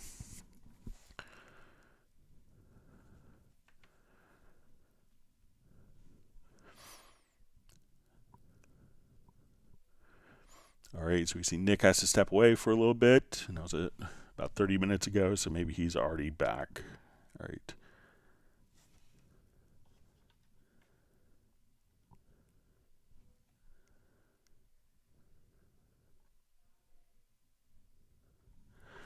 All right, so Fabian asks, how do you, I think it was, and then my chat jump, how do you link your electronic drum kit with Cubase? Let me just scroll back.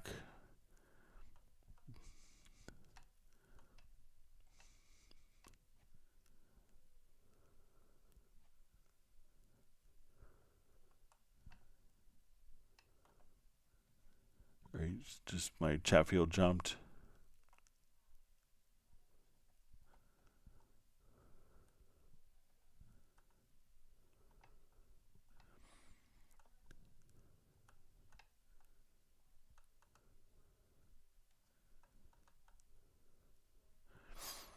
right, so I found it. So how do you link electronic drum set with Cubase? So, the electronic drum set is going to transmit MIDI information. Now, if you wanted it to kind of automatically directly map to like a groove agent kit, one of the things that you could do is just turn on use hardware controller mapping below the bottom right. And you'll have kind of different kits. So you have like a Yamaha kit, E-drum controller. I think that's pretty much, the Roland and maybe some of the other third-party controllers. But you could just have these presets done right here. And once you have this activated, you could right-click and just say, okay, learn trigger note and hit the pad, and that will assign it to the particular sound that you wanted to do right there. So just in Groove Agent, just try hitting use hardware controller mapping, and then that will do the assignments for electronic drum kits to play back the kits natively.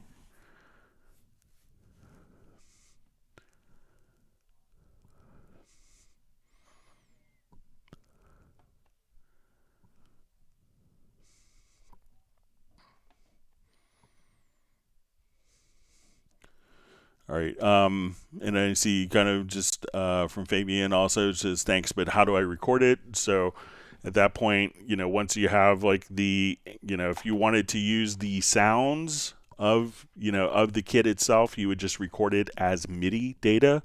So you would add a MIDI track. So if you wanted to use the internal sounds, use a MIDI track, and then we'll say we're going to add the track. And you can call it like electronic drums, whatever you want. And then you want to set the input. It could be all MIDI inputs as default. And then if you have it connected to MIDI in your computer via USB or via like a 5-pin MIDI cable going out to a USB interface, you would set the inputs and outputs to where your drum kit is connected. And then that would record the MIDI information from your drums. Now, what some people would want to do also is to take the MIDI and audio. So if you take the audio outputs of the drums and connect it to, and we'll add an audio track. So at this point, we could just say, okay, I want it to be a stereo audio track. And we'll just click on add track here. And then as we do that, I could record, if I take the audio outputs connected into my audio interface, or if I take my MIDI out from the electronic drum kit, I could record both the MIDI and stereo audio. Or if you have multiple outputs and multiple inputs in your audio interface, you could record your kick and snare as separate audio tracks and then just simply hit record. So set your correct MIDI input and output, where the drums are coming from and how to get MIDI back to the drums. And then you could take, or if you wanted to just record the audio, take the audio outs and connect that into an audio interface, and you could record both simultaneously.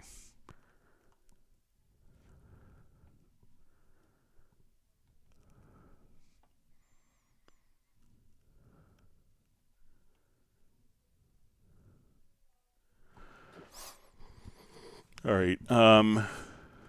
So we see Fabian just says, but I don't have MIDI in my PC. So if you don't have MIDI in the PC, then you won't be able, so if you have Cubase, you have MIDI instruments here. If you don't have a MIDI interface, a lot of times more contemporary electronic drum kits will have a, USB connection to the computer. You could use that as your MIDI interface.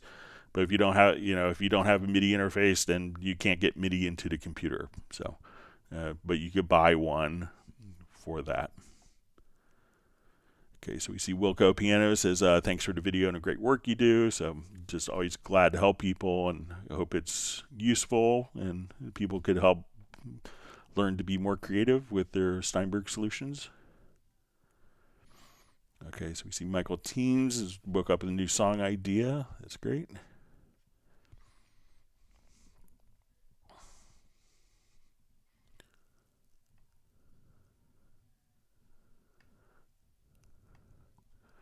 Right, so Dean Garvey Jazz asks, were there announcements at NAMM regarding Cubase? So no major Cubase news at NAMM. So I was at the Yamaha booth.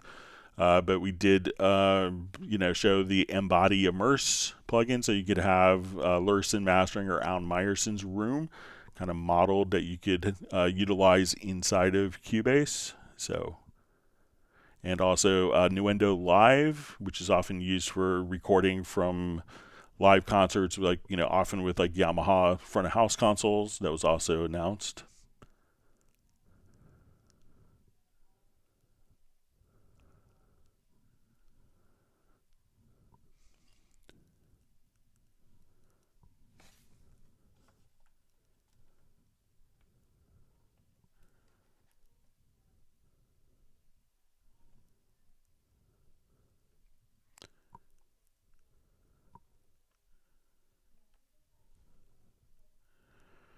All right, so we see question, is there a way to make volume changes in a recording? In this case, it is a vocal line. Because of the compression settings, the breath taking is way too loud and I want to lower these parts.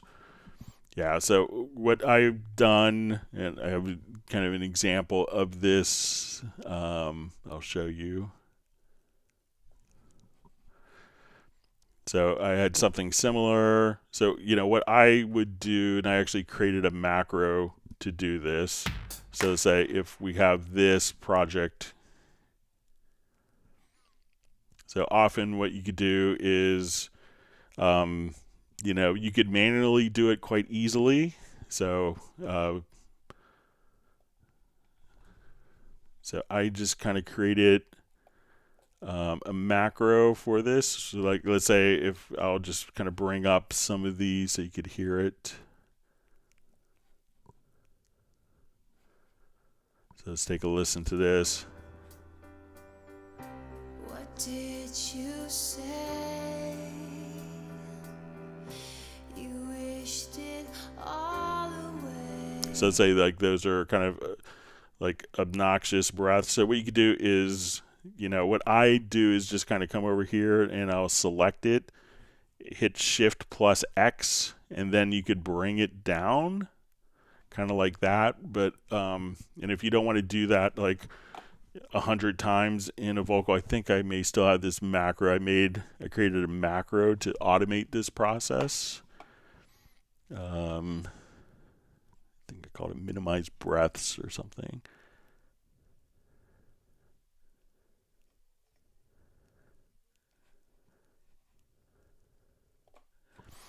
So I made a macro that just, I'll move this up. So this would just basically knock it down like 12 dB. So if you wanted to take just a portion of it, we can now just go to edit and let's go to macros. And what this will do is kind of automate that whole process for you. So say minimize breaths, and that will just kind of take that particular file and just minimize the actual volume of it. But you could just come over here, hold down, grab the breath with the range selection tool, Shift plus X, and then you could just kind of bring that particular volume down right just like that. So but you could also just, if you open up automation, you could just say, okay, every time there's a breath, drop the automation. Using the macro might be a better way of doing it. So again, if you just want to come here, hit Shift plus X, and then just grab the top tool, then you could just kind of draw down the breaths manually if you need to. And if you want to see the macro again, you can just come over here. And there's a YouTube video on the Steinberg site showing this whole macro as well.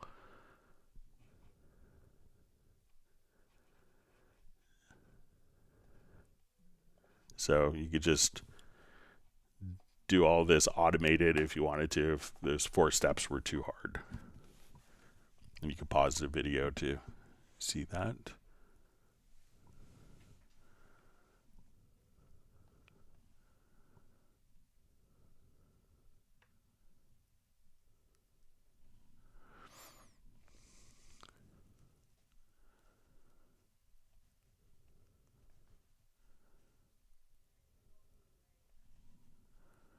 Okay, so we see I make an automation in mod, use quantize 1/16 with tool sine on a length of 4 beats, for example. How can I stretch the automation so that the transition will be smooth?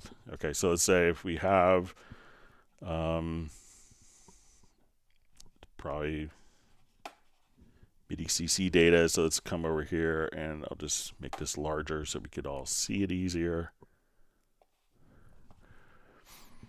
Okay, so I want to select my drawing tool. So I'll go to my paint tool here.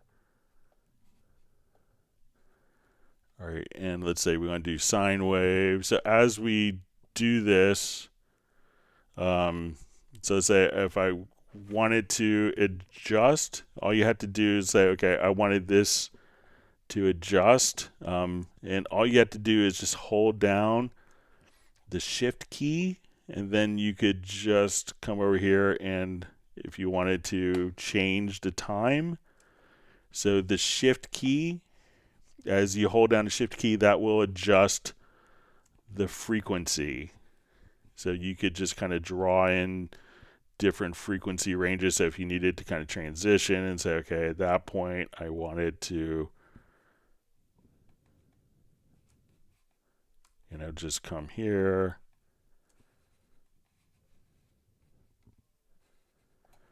So that way you could transition to different rates. So again, just hold down as you're drawing it in. You'll see kind of the black line behind there.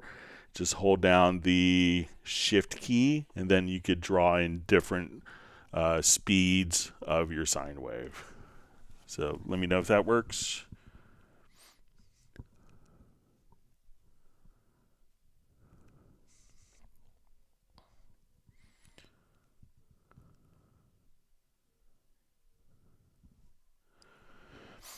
All right, so Jovanovic 3D asks a follow-up question on Iconica Opus. My license is on an old e-license. Is there a way to transfer my license on new Steinberg Activation Manager? So if you go to like your My Steinberg account, so if you go online here, so say we get Steinberg.net. I just did mine recently. So let's say you go to My Steinberg. All right, I'll ask you to log in. All right, and look under vouchers, and you may see that you'll have your Iconica license ready to redeem and transition to the new Steinberg licensing system. So again, go to your My Steinberg account from the Steinberg website and look under vouchers.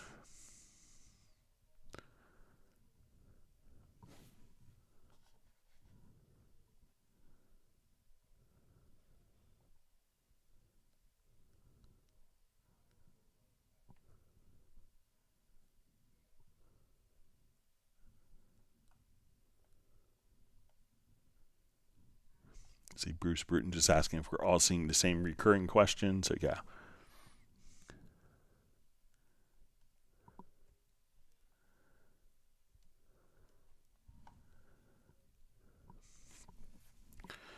Okay. All right. So we have clarification on a question with MIDI and tempo.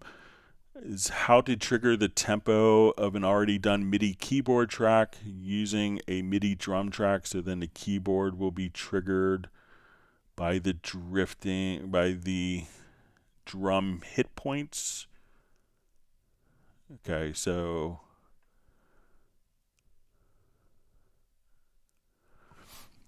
I'll take just a quick performance here.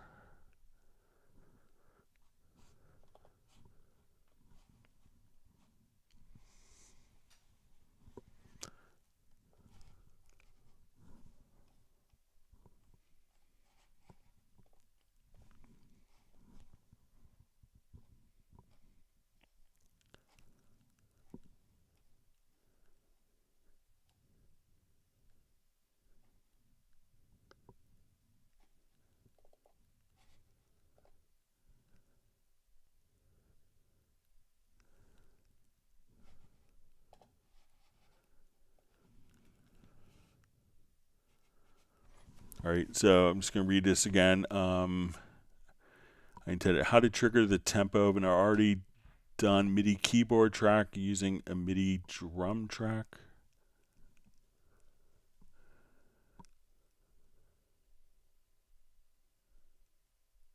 So then the keyboard will be triggered by the drum hit points.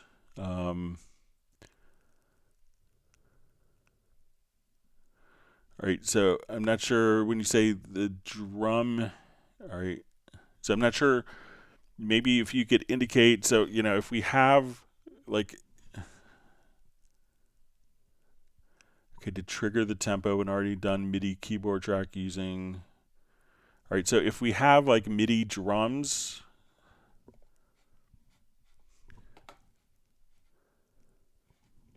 All right, so let's say, if we have a MIDI drum part, let me just come here, I'll mute this,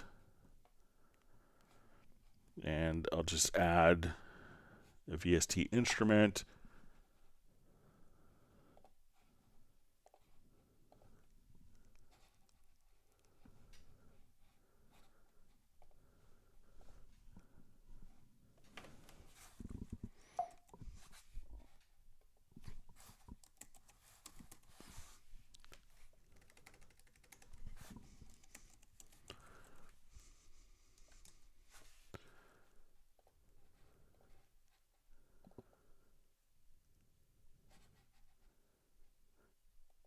All right, so let's say if I have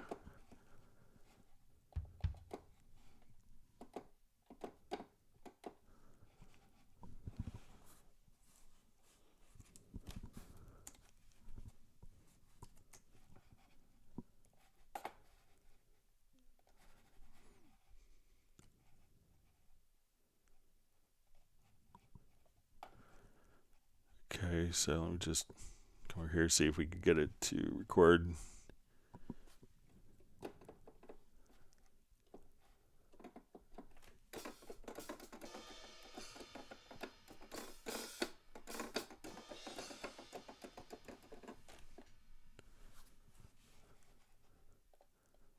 All right, let me see if I get the right notes here to trigger.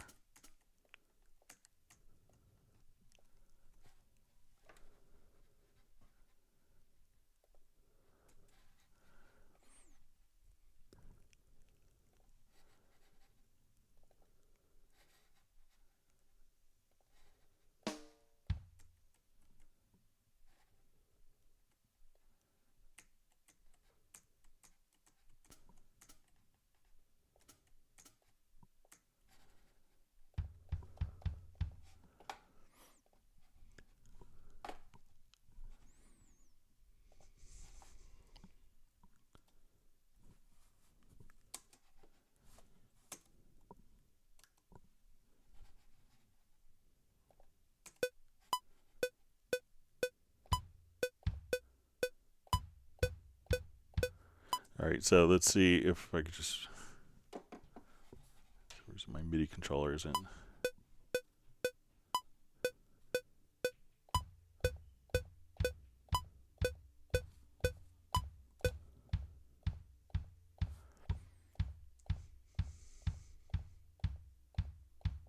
So we'll slow down, speed up.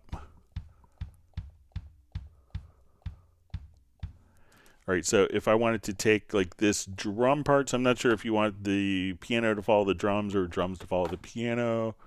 But if we take this and we go to project, we could say, let's go to tempo detection. So before we do a tempo detection on MIDI stuff, we want to lock this. So I'm going to do a quick tempo detection of that selected event. So we'll go to project, to tempo detection. So analyze, so we'll have our tempo, and now we'll unlock this piano part, and now this piano will follow the tempo changes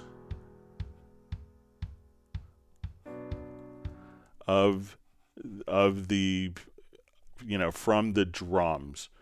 So that way we could have this automatically kind of follow the different tempo changes of the drums, so but when we do a tempo change, when we do the tempo detection, make sure that it's actually kind of one of them is analyzed, but let me know if I'm still misunderstanding.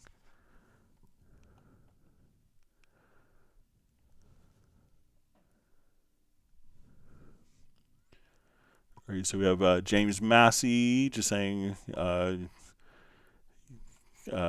to everyone who's new to the Cubase community. He's a musician from Egypt. He likes to say Cubase is a very powerful tool, and he's very happy that he bought Cubase 12 Pro. It's great to have you, and we hope to see you on more live streams. And thanks for joining us today. Okay, Michael Teams wants people to whack the like button.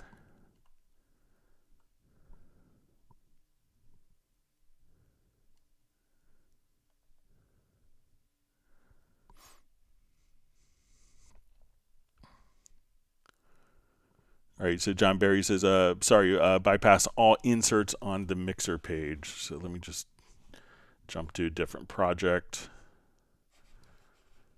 So if you want a keyboard to do that, so I'm not sure, let's say I think we can do it with the Midi remote.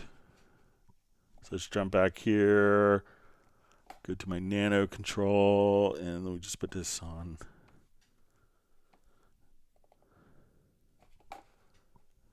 So in the mix console, there is a bypass inserts. Let me just.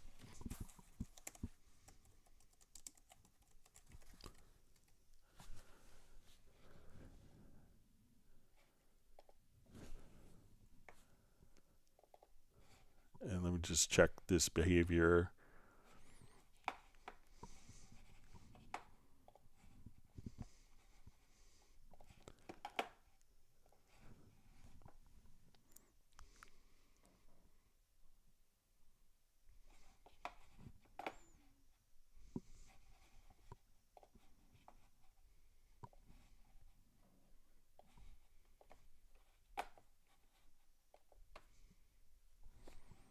All right, let me just.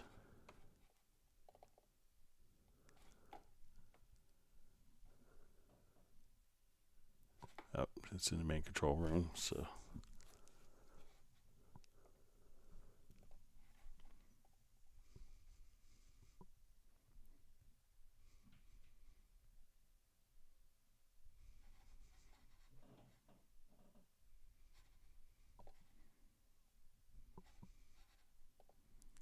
Okay, so let me just assign this bypass inserts.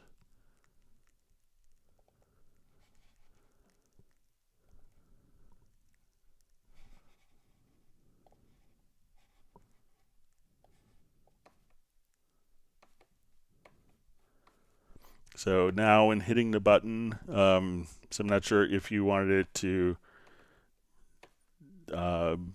to toggle on and off or to be held down only for that particular function.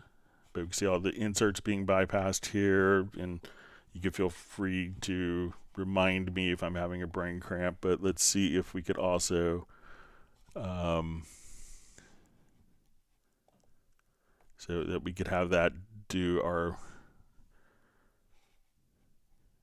so that is just set for bypass inserts. So we could toggle that on and off for all of the mixer, all inserts in the project, just by hitting that one particular button.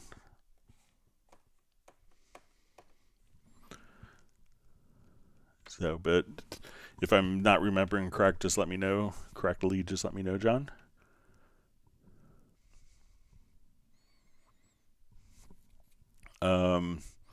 So we see from Boris Schultz says, hey, I'll buy a new computer that is the best CPU for Windows with Cubase 12 Pro. Thanks and sorry for my bad English. So there's probably a lot of different options. So if you have kind of like the hybrid options that are out now, like some of them will be running clock processors at different speeds. Intel is kind of doing that. That's not fully supported and not recommended. So if you have, whatever they call it, like speed step or kind of a hybrid CPU where you have kind of lower CPU cores and faster CPU cores. Stay away from that.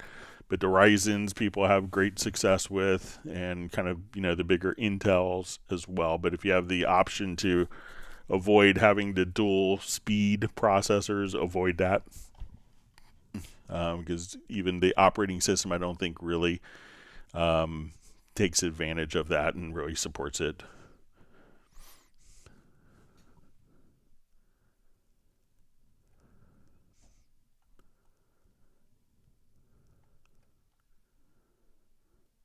Okay, reading through comments. Thanks for all the great questions from everyone. If you've learned a new tip or trick, make sure that you do hit the like button.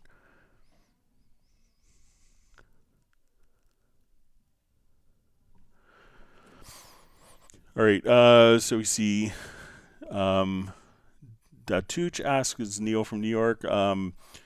Hopefully you're doing well, Greg. I'm doing great. Thanks for asking. If I play Rubato MIDI performance, is there a way to tempo map it in Cubase Pro 12? So you could do it manually, or you could just let Cubase kind of do it for you. So let's say if we come to, just come over to this project here. Is a good Rubato performance. I'll just get rid of the drums that were added.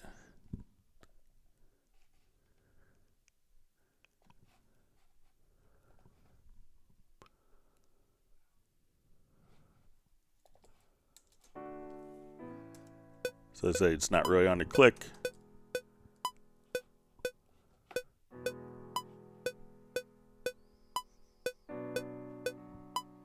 So if I tell Cubase now, just go to project and go to tempo detection. And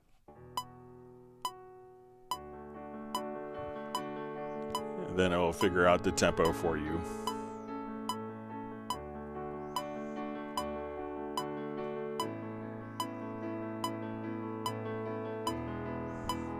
And before.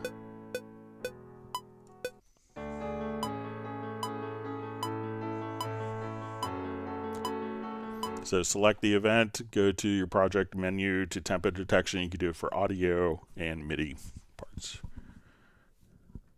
All right, wonderful to see Tim Weinheimer on the live stream.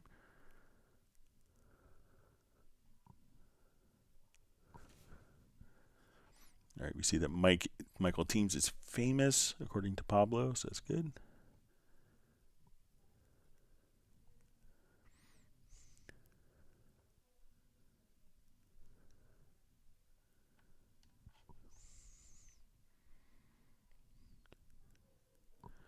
Pablo says Greg needs more projects. So I will gladly take any projects that are kind of not copywritten that I could use on live streams from anyone. So.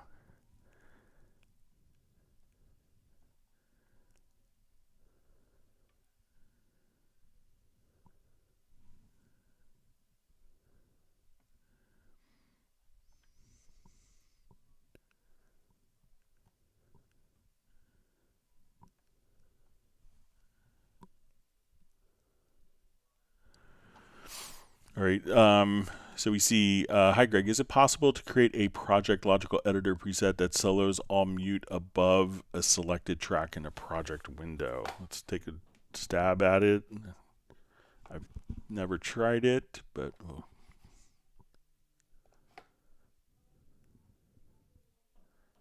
not sure if there's a way to distinguish before or after in a project logical editor.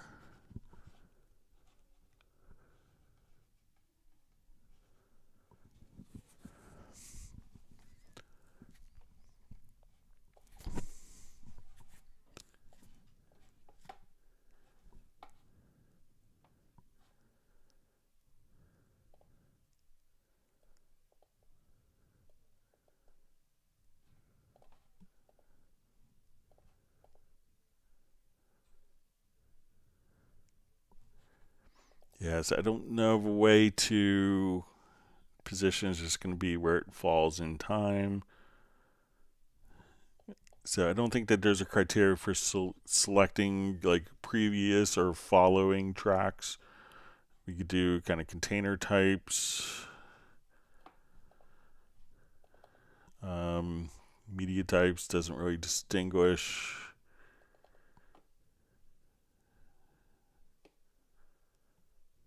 Property. Yeah, so I don't know of a way to do that. You know, but it doesn't seem to be one of the criterias of being able to choose like before after selected channel.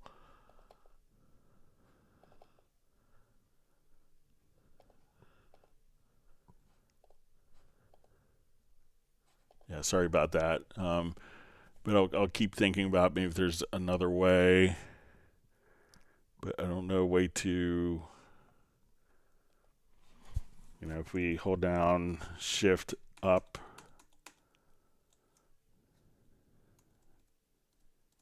so you could do something like that to select the tracks, but if, depending on how many tracks, it's not, you might have to enter a macro that goes, you know, the exact amount of tracks up or down instead of like 2 top track.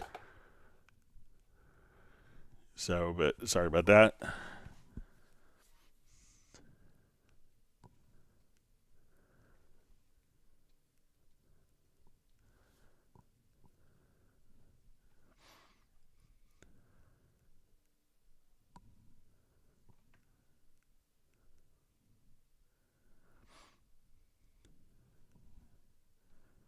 Okay.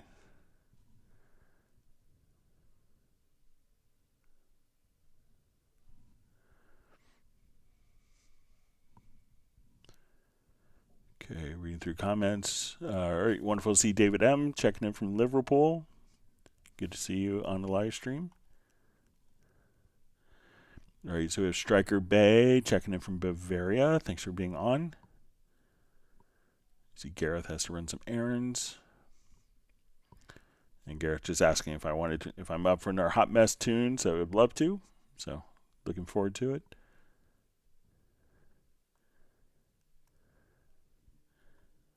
All right, looks like Gareth is getting hamburgers. All right. Let's see if he's getting Five Guys. I think he got once.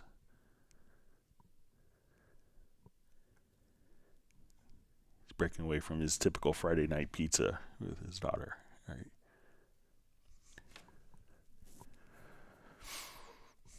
All right, so we see just a follow-up question. It says, if you click on a track with lanes underneath it and move the slider, it moves the selected lane also and leaves the main track the last lane. If you do with arrow the comp tool, it slides all events in lanes. All right, so let me just create that scenario again. Take a look at it.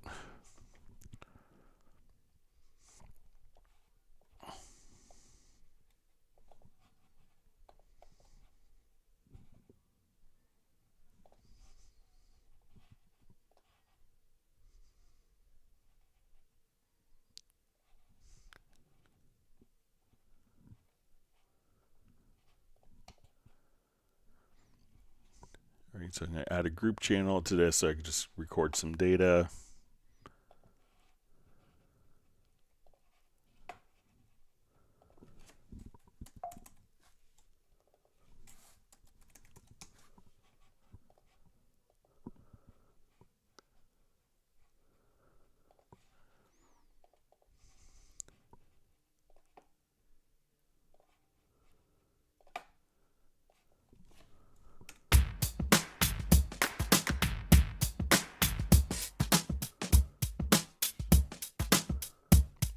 So do a couple passes.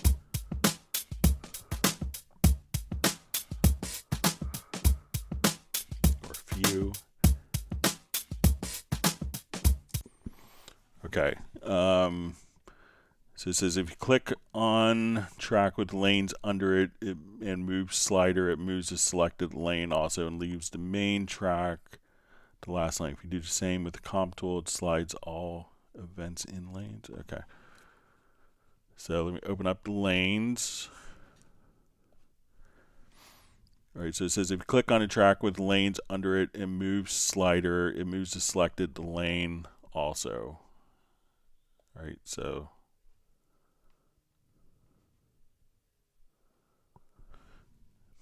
okay, it moves the select lane also and leaves the main track the last lane. If you do the same with the comp tool, it slides all events.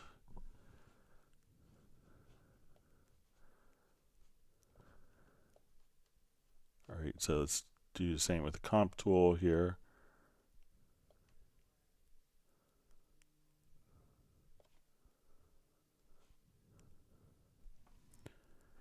Okay, so I think,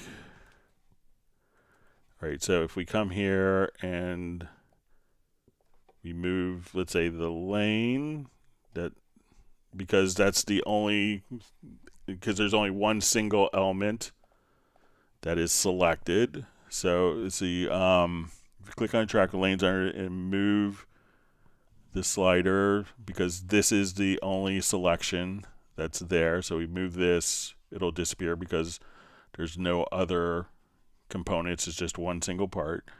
So it moves the selector line and leaves on main track the last lane. If you do the same thing with the comp tool, it slides all events in lanes. All right, so let me just grab, let's say, the comp tool.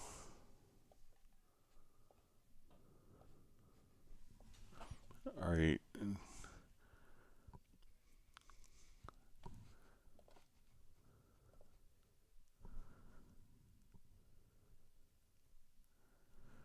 Okay, so if you click on a track with lanes under it and move the slider, it moves the selected lane also and leaves on the main track the last line. Okay, so that makes sense.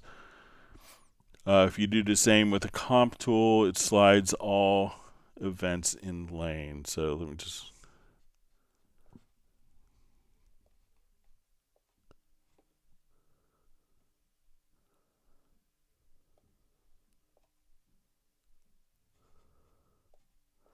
all right, so let's say if we have a comp here,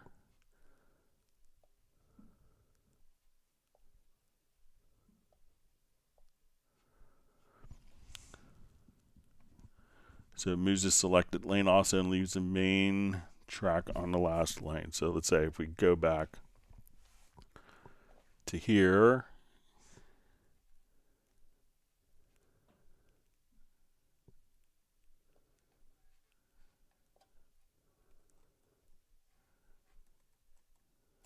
all right, then I'll just do one comp in the middle. All right, so and move the slider, it moves the selected lane also and leaves on main track the last lane.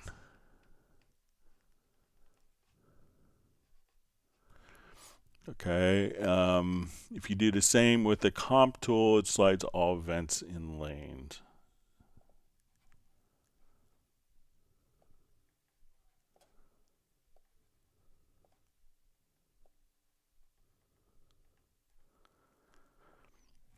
So, I don't know, it seems to be working kind of the same for me, but maybe if you're able to share a quick video, and this for Plastic People Records, if you want to share a video and you could send it to WeTransfer to Club Cubase at steinberg.de, maybe I could understand it better. Sorry about that.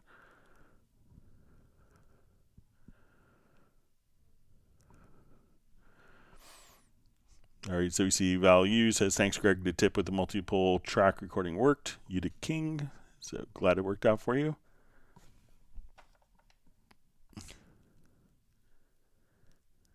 All right, see Sable Winters wishing my wife a happy birthday. I'll pass it along. And same from Benny, so, and other people, so.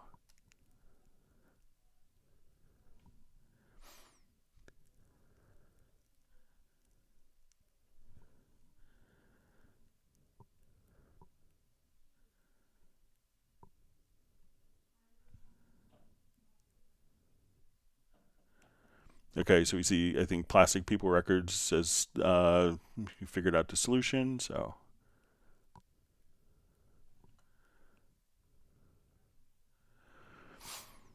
All right, so we see, do you need to paid Cubase to link your eKit?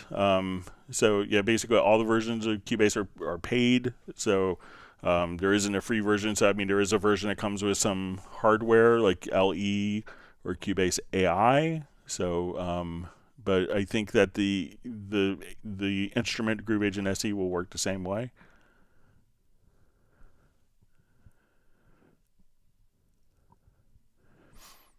Yeah, so we see Peter from Montreal asking if I have something nice planned this evening. So yeah, we have our this week is always interesting. So I have my anniversary is on the 2nd, my wife's birthday is on the 5th, and my mom's birthday is on the 7th. And usually it's around Mother's Day time as well. So it's a busy week or two for me, beginning of May. All right.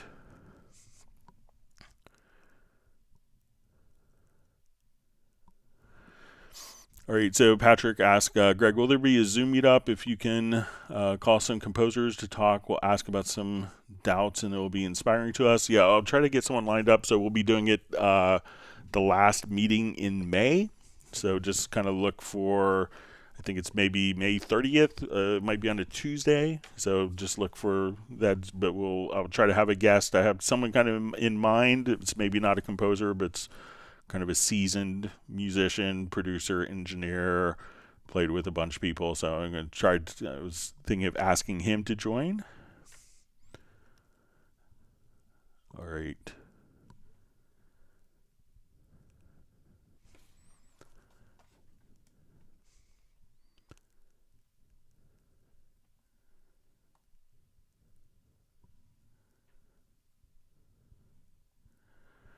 All right, so we see just see a comment from Chico Machado.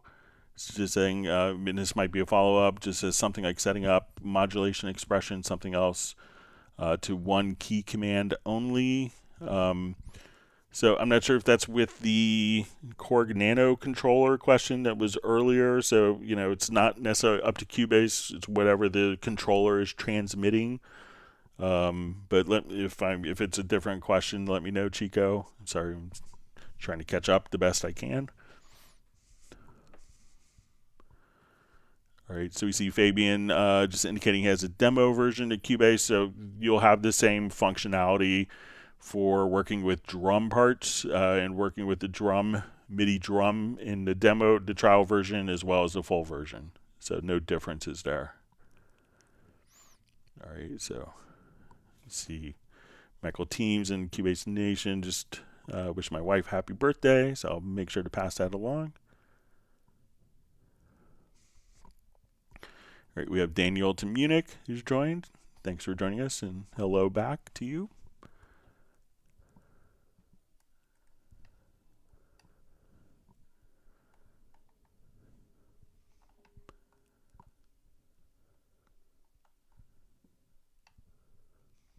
All right, my chat field just jumped. Let me.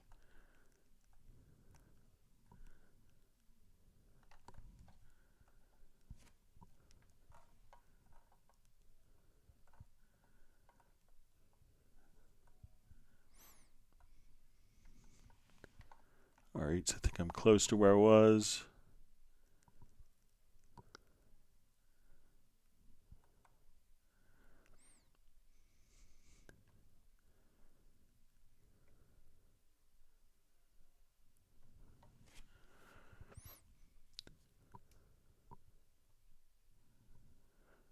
Okay, so we see from Fabian, oh, well, it says I'm watching a tutorial you sent me, and it says I need to go to devices, plug in information, but I can't define devices. So it might be renamed. The devices menu, I think in version 10, was renamed, and this for Fabian, to the studio menu. So you go to, you'll see from devices, so go to studio to VST plugin manager, and you can probably access it there. All right, so wonderful to see Spike Williams checking in from Wales.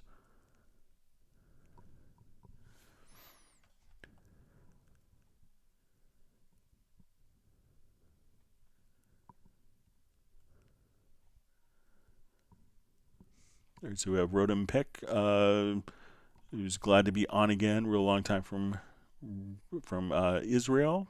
So thanks for being on. All right, so we see Patrick Manuel just asking who deleted his comments. So sometimes if there's too many characters, it may not be posted. But I don't think there's anyone who deleted your comments.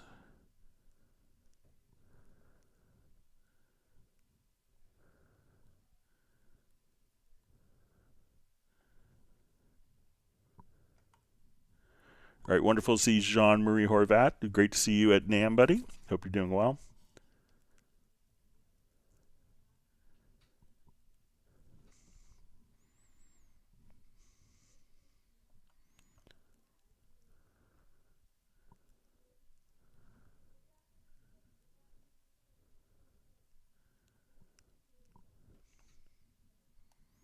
Right.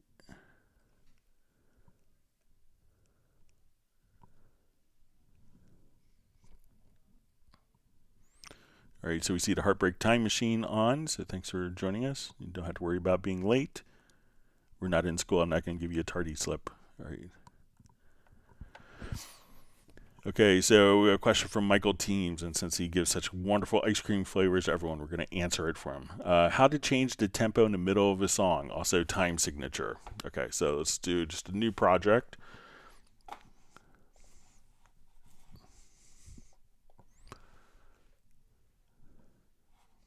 Okay, so we're going to just add a tempo track and a signature track. Okay, so let's say our tempo is now set to 120 beats a minute. So the first thing you want to do is to make sure that your tempo track is active. So now in the middle of a song, we could just say, okay, I just want to do a tempo change on measure 2. And on measure 2, I want to go from 4/4 and just using the pencil tool, and we could snap. Just turn on the letter J if we want, and we'll say let's snap to be 3/4. And then I wanted to again come at measure 5, and you could select the value here and say, okay, I want it to be 108 beats a minute, and I want this to be back to 4/4. So now that we have our tempo track activated, it'll now follow the tempo and meter changes. So now it's going to go to 3/4. And I'll take off the loop. Sorry to make it more confusing.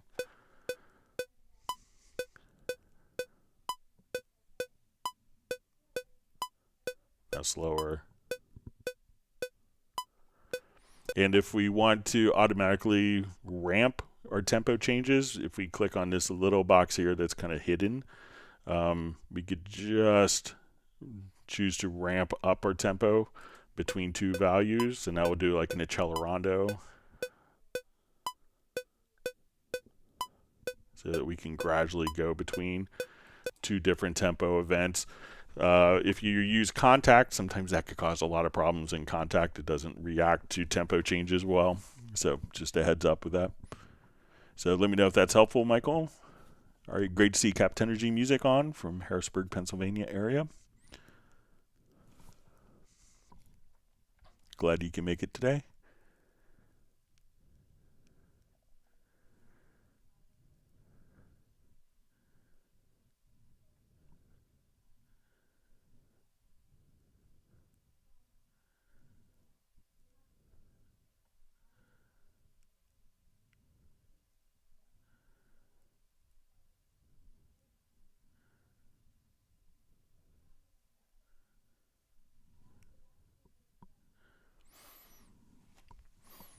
All right, so we just see just further clarification. It says, I express myself badly. I have to stretch in a way to obtain the acceleration effect. I think this might be with Midi CC.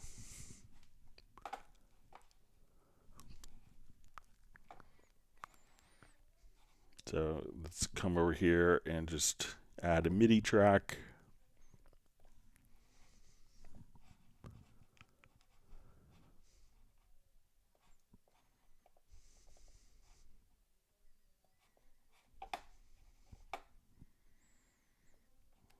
All right, so let's say and again, just kind of holding down, like as you draw in,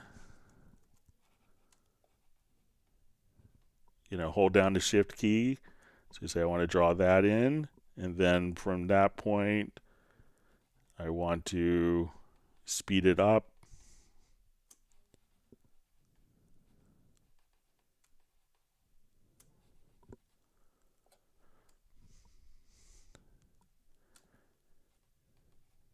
And then again, just hold down the shift key.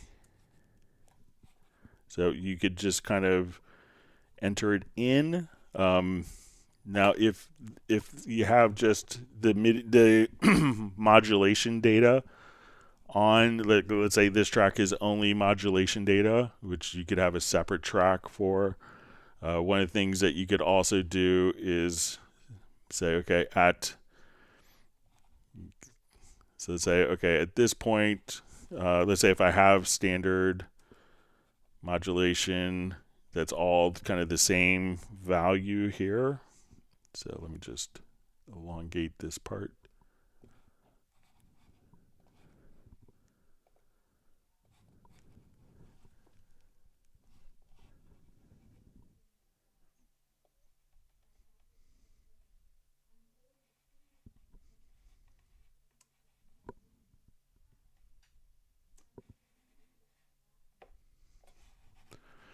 All right, so one of the other things you could do is say, okay, at this point, I want to time stretch. So if you put this into sizing applies time stretch,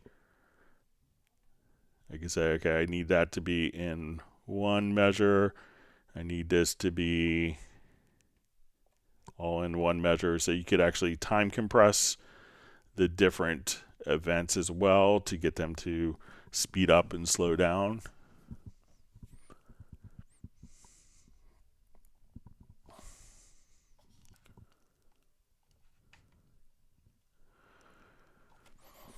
Okay, so we have a question. Is it possible for a Steinberg team to work out a rewire kind of control for Cubase and Dorco, etc.? Cubase 12 doesn't have rewire. Thanks. Yeah, Dorco doesn't have rewire as well. So I think we'll have, I know that the two teams, it's a big project, kind of integrating code. I know the teams are kind of working on it. But, it might be more enhanced than just kind of running both programs synchronized together. And obviously, Rewire was a nice solution while it lasted, but, Reason Studios or Propeller Heads have dropped support of it. So.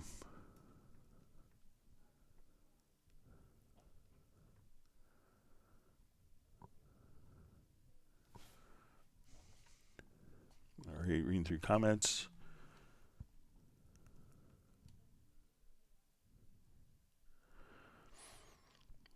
All right, so we see any chance of implementing UI scaling on Mac. So it could be, a lot of times, so a lot of the different elements, can be scaled depending on, what you're doing. Not all plugins can be scaled, and that could be a condition of the plugin. Some will allow you to do scaling, but it could be kind of a big rabbit hole to go down, but there's a lot of third-party components that can't be. But I think you could set up Cubase and customize this screen so that they work pretty well for you. But I'll always recommend kind of like a 1920 by 1080 resolution, like what you're seeing here.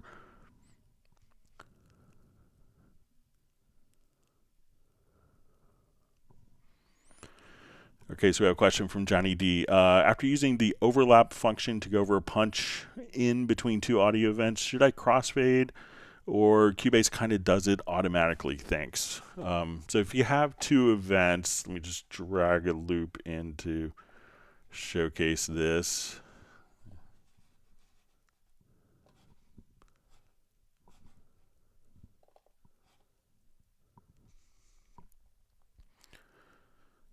You may not have to do a crossfade if it doesn't. Let's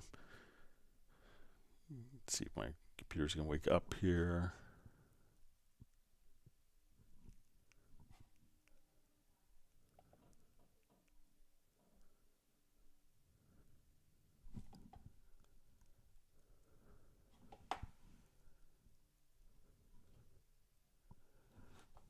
me see if I can do a quick force quit on Cubase.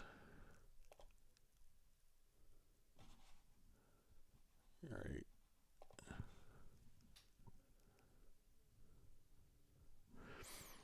All right, so a lot of times what will happen, sometimes you may not hear. I would do a crossfade if you hear a click, but there is a function in Cubase to do kind of automatic crossfades. I'll just show it to you here.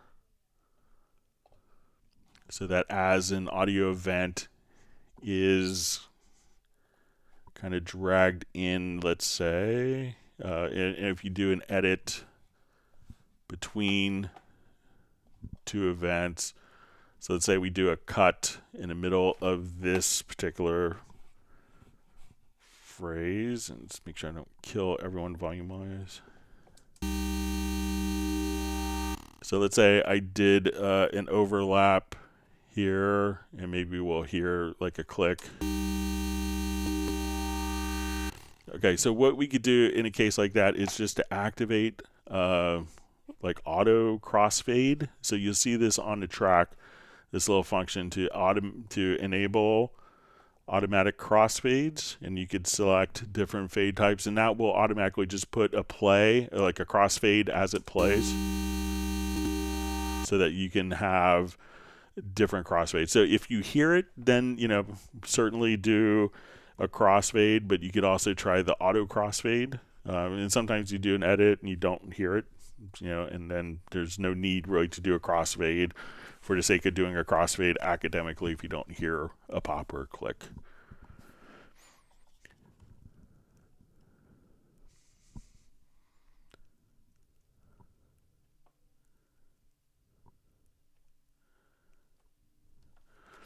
All right, so we see, I just see a question. So can we get rid of the dongle even so still using Cubase 11? So Cubase 11 will still require the USB-E licenser when you go to Cubase 12.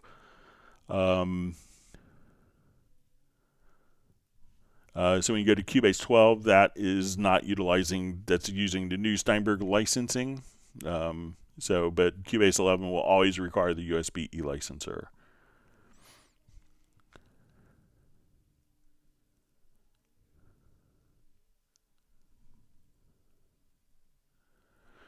Okay, so we see from John Barry, let me just open this up, about the insert bypass. And he says to do it from the mixer. So let me just open up a quick project.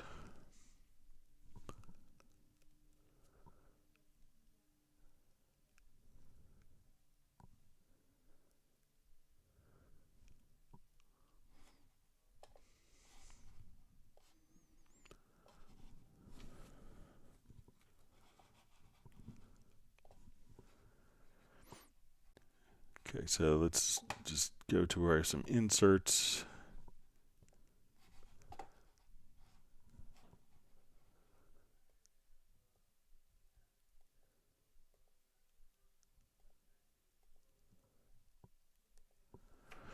All right, so John just says when you bypass import, you need to have bypass insert set up in the menu bar in a mixer window. To see what I mean, just click with mouse. It switches between bypass, okay, but the button only lights temporarily.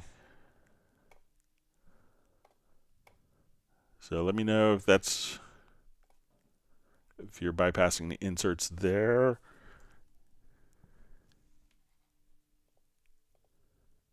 And I think it used to be like you had to hold down.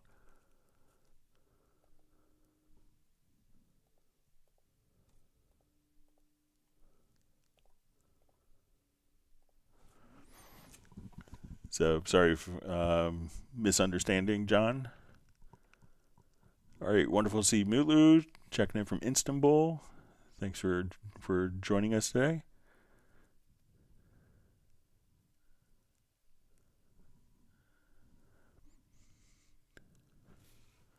All right, so we see Michael Teams is indicating that Pablo is again famous. All right, we see Gerald Ely checking in from Martinez, California. Thanks for being on. Hope you're well.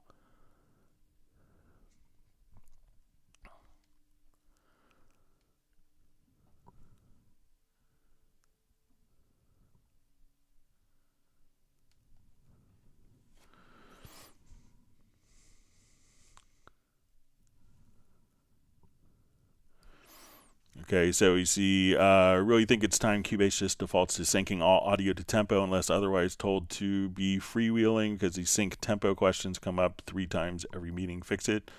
Well, not all audio is in the same tempo, so it's so when you say so I think it's a bad assumption to automatically make everything fit tempo when something was intentionally played rubato. So.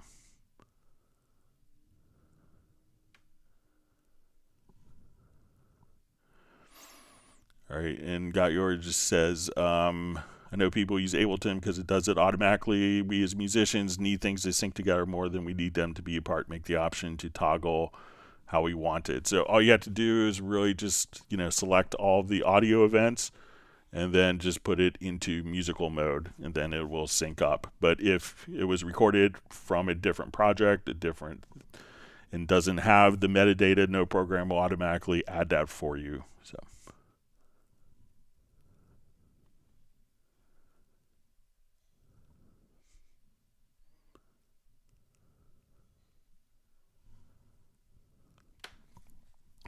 All right, so we see Steinberg from Mutlu ask, Steinberg has abandoned a Rewire protocol for a while. I want to know this. Apart from this protocol, how can we synchronize and use 2 separate DAWs at the same time? In the past, this was possible. So really, all you have to do is, synchronize via Midi timecode. It wasn't Steinberg that abandoned Rewire. It was, Reason Studios that abandoned it. So, if you're upset, you could always, express your frustration to them. All right, so we have Scott Maxon checking in from Los Angeles, and Camille from Czech Republic, where my ancestors are from.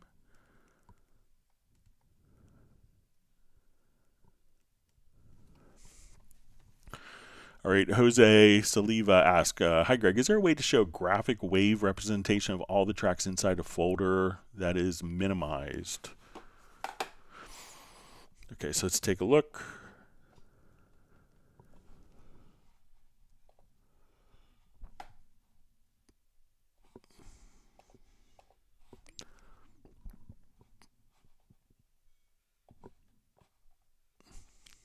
Okay, so let's say we have our wave folder here.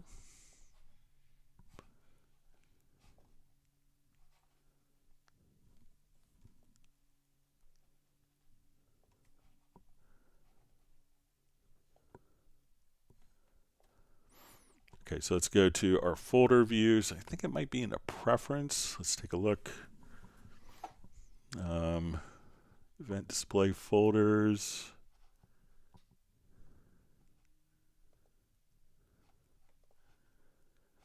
Okay, so let's see if we come over here. There's just show event details.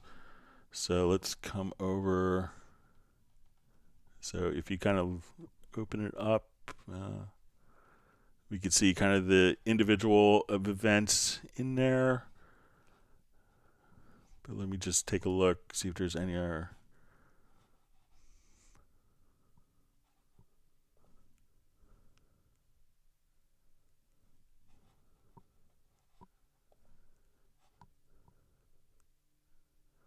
So I think it'll kind of show the parts, but maybe not the waveforms.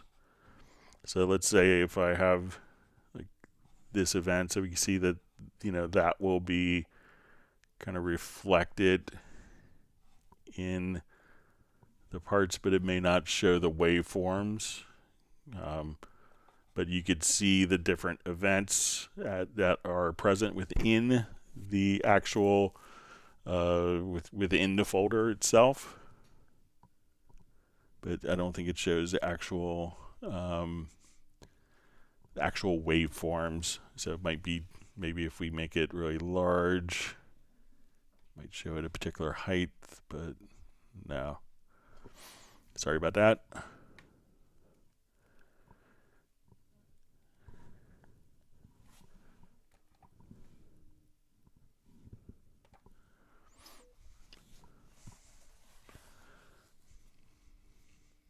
All right. Dean Garvey Jazz just says, thanks for another great session. So I hope everyone's learned a new tip or trick. And if you have, make sure that you actually hit the like button and subscribe to the channel.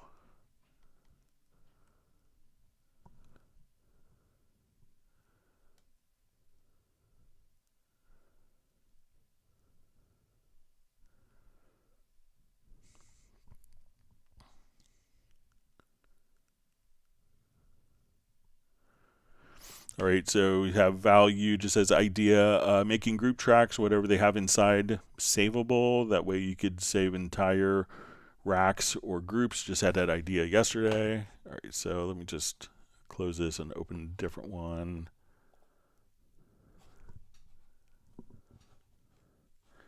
So one of the things that you can do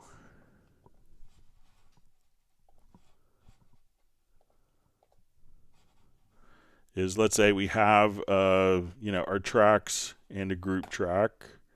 So let's say we'll add a group track to the selected track, and then we activate the project here.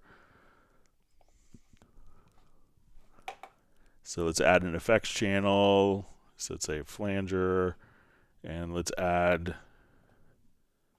I want all of these to go to a group.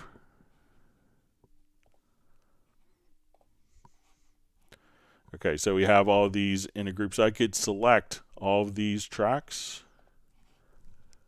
and go to export selected tracks. And I'll just put this as a reference, and we'll put on our desktop value.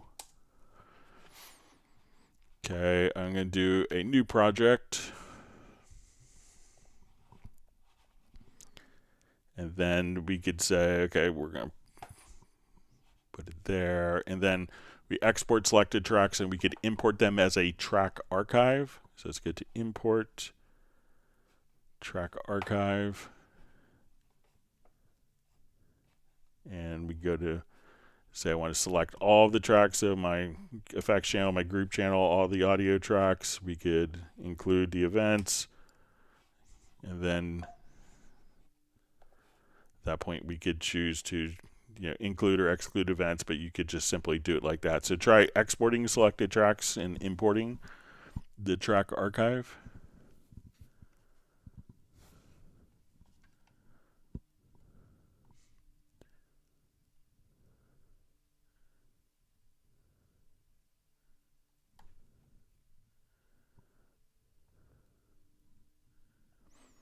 All right, reading through comments.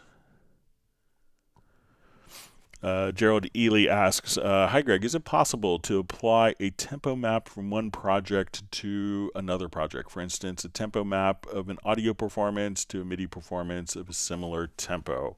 So let's say if I'm here, I could say let's import tracks from project. I'll say let's do tempo here. So let's say, okay, I want it to go, say Schubert.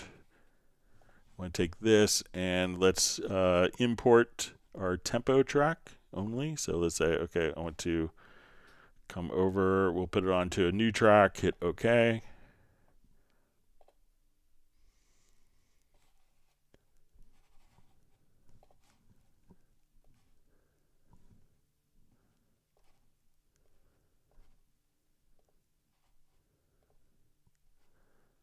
And then you could just see the tempo map. So let me just come over and I'll just do it one more time. And I'm going to import the events. So one of the things you could also do is just simply export the tempo track independently. So, or if you wanted to import tracks from project, I'll just choose this again. I think my Schubert has.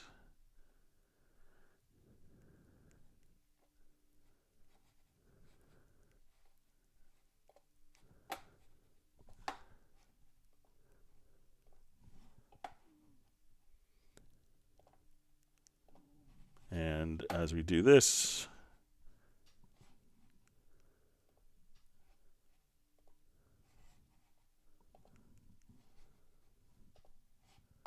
so you could just import tempo tracks kind of like that. Let me just set my value. So there's the tempo track from our project. So you could do it from exporting tempo track and importing tempo track, or importing tracks from project and choosing your tempo track.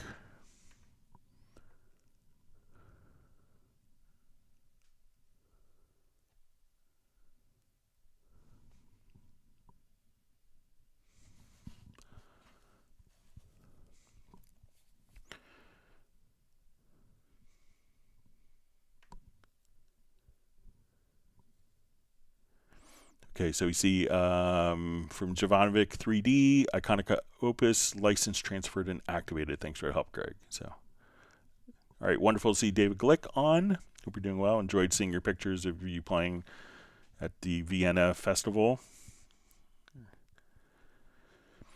All right, so we see Element ask, greetings from Poland. Will it ever be possible to have a Pro Tools like clip gain line with a dB value given in Cubase when changing volume? All right, so let me just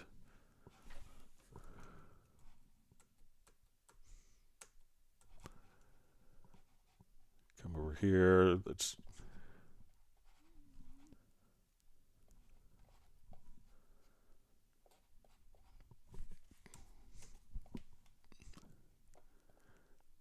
So I think as you do this, you could see the dB value directly here. So if you look on the info line, you could just adjust by the dB value right there. So if you say, okay, I want this to go down -3 or -6, you could just set it directly right there in the info line. So let me know if that would work for you. So.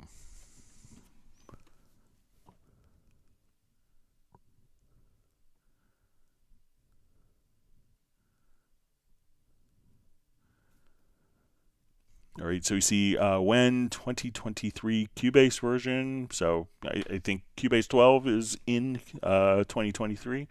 So, but I'm sure that the development team is, usually when a new version comes out, they don't take a year off. So they're probably actually working very diligently on new offerings.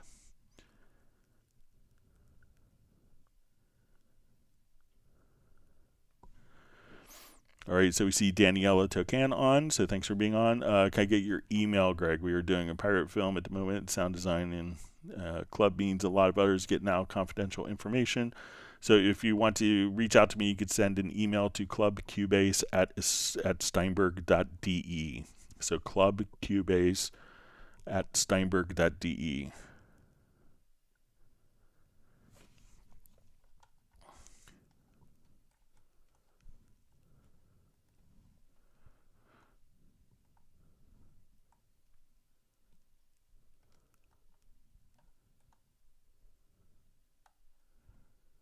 All right, my chat field just jumped. Okay, so we see a question. How to stop expression map to go back to the first slot when stopping the play. Okay, so let's come over. Let me just open up a different project. Thanks for all the wonderful questions from people.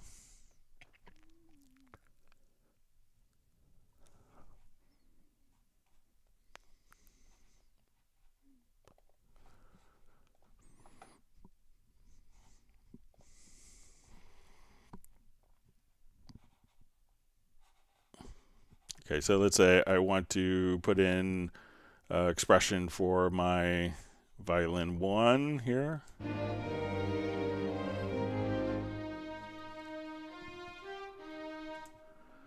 So let's say as we put in expressions, let's say these shorter notes, I want to be spiccato, and then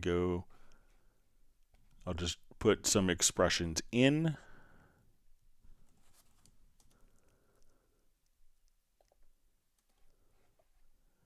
Let's say these I want to be pits. All right, so let's say we have some of our expression maps in.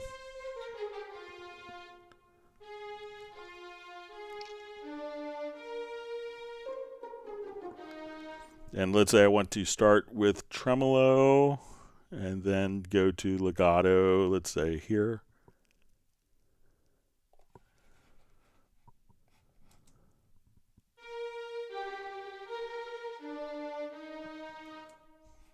All right, so I'll just put a different expression map. So let's say, so I think what a lot of people do to kind of overcome this is, let's say if we go to your Midi expression map, so say we go to our violin 1, is put a kind of an empty expression just at the very top by default, and then I think it'll stop it from defaulting back. So if you put just kind of an empty expression slot and have that as the first articulation, even if it's not really routed anywhere, then that will kind of mitigate the problem for you.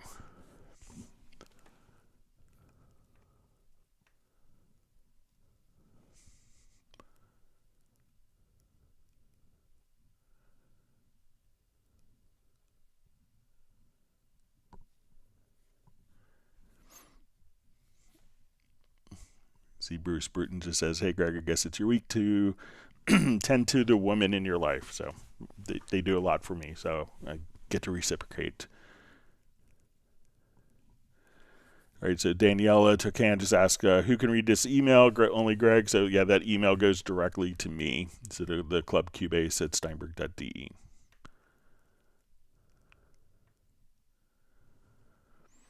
All right, so a question, Soren. Do you know any instruments in Cubase 12 Pro that has articulations? HSO is in Absolute, and Iconica and Olympus is extras. So a lot of them will be, if you look for the extension VX, so a lot of the even Halion Sonic SE library. So if you come over, let's go to RVST Instruments, and I'll go to Halion Sonic. So I'll just drag this over, create a new instrument instance. So generally the expression of VX indicates that there's like note expression. So let's say we want to go to all and then type in capital VX. And then you could see some additional ones here that will have articulations that come with the program.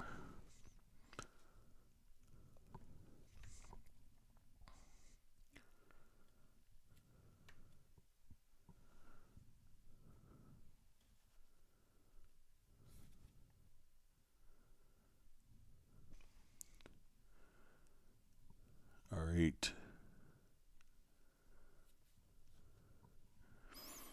Okay, so we have a question from Sable. She's saying on Steinberg Activation Manager, what does it mean by verification pending?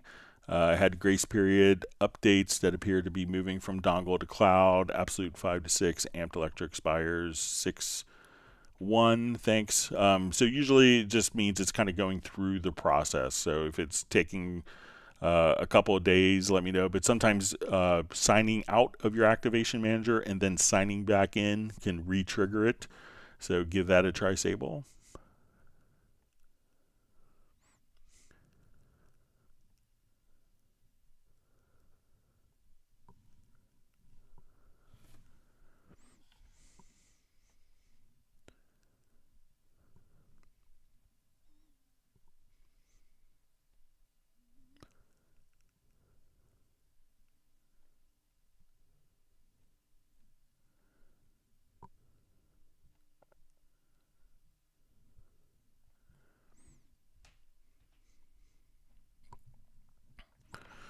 All right, so we have Uno Memento just ask if you're strumming a little off beat on a guitar, how do you quantize the beats on the audio track? Okay, so let's come over here, and we can do this with Audio Warp. So, and we can do this on the project window since version 12. Gareth always loves when I play this project, but I specifically asked him to play guitar that was out of time. So, and like a wonderful musician he is, Gareth was able to play guitar out of time. It was difficult. All right, so let's say we want to come over and we'll take our lead line here, and let's just listen to.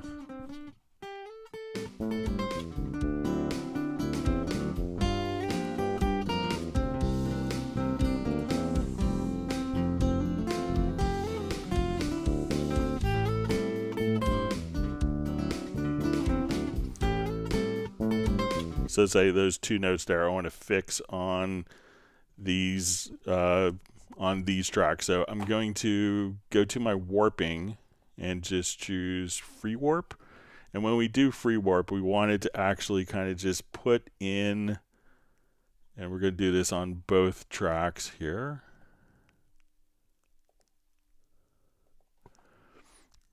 All right, so we see these, so we could put them in manually. We could also kind of extract them from. So now, we could also extract these from hit points, but what I could do now is just simply drag that over, and then we could have it snap to being kind of directly on the grid. So we can now just listen to it and say this one is off. So you want to put a marker probably before and after, and then once I have these events selected here, I want to take these two markers and drag them to be on the beat.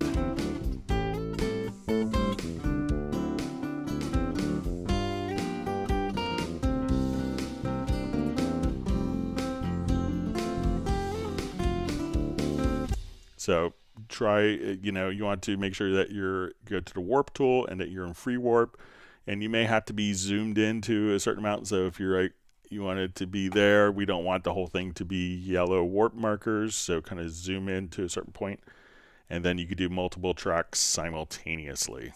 So give that a shot.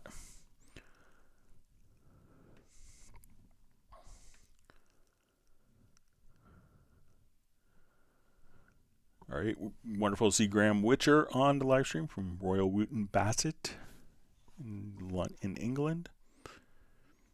All right, Sable Winters is missing Michael Pierce today with his soup recipe.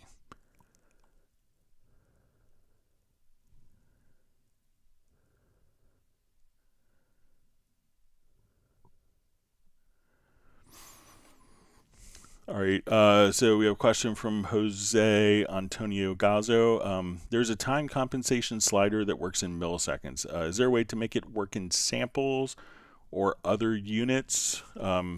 So if we wanted tracks, so we have kind of a playback timing on tracks that we see here that will be allow us to adjust in milliseconds. But if we wanted to actually take tracks and adjust them in by samples or a different value, so it's not a kind of real-time playback slider, but what we could do is we could set our master time code here to samples, and then we could actually just kind of choose our start and end position based on samples using our info line. So if we wanted to zoom way in, we could go down to the sample level, and if you needed to set it to negative values, let's say we'll go to bars and beats, and like you want it to go earlier than the start of the time. If you go to your project setup, we could just set a number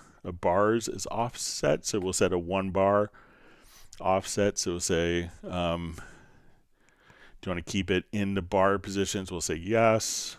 And now when we do this, we could actually see your samples, and we could have negative time if you wanted to. So we could also just do our project start time, so you could set kind of different time positions. So you could do, if you want to do time display offsets, you could do that there as well. So right click and set a different time format, and then you could physically move, but this value here in the slider is going to be limited to like intervals of 1 millisecond.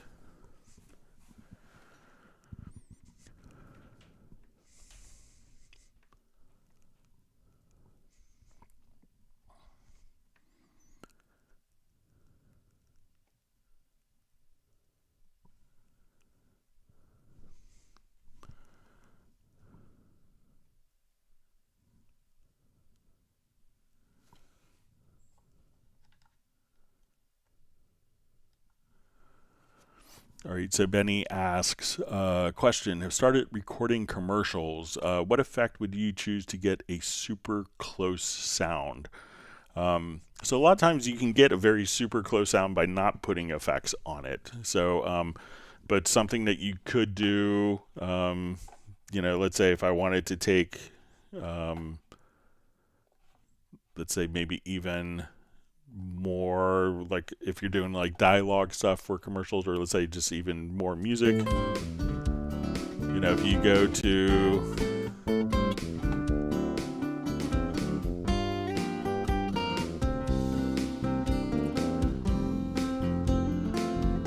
so say we'll go to our stereo enhancer. You know, instead of making it sound wider, do the opposite and make it sound more mono. So I'll just put this on the whole, I'll loop the correct elements now.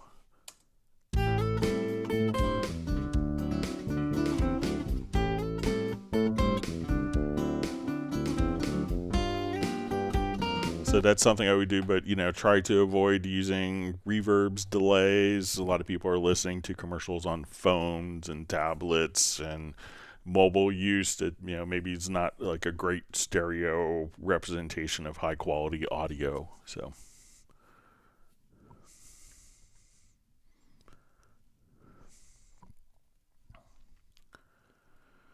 all right, so we have Jackshot Records. Great to see you on again from Northern Canada. Thanks for joining us. Hope you're well.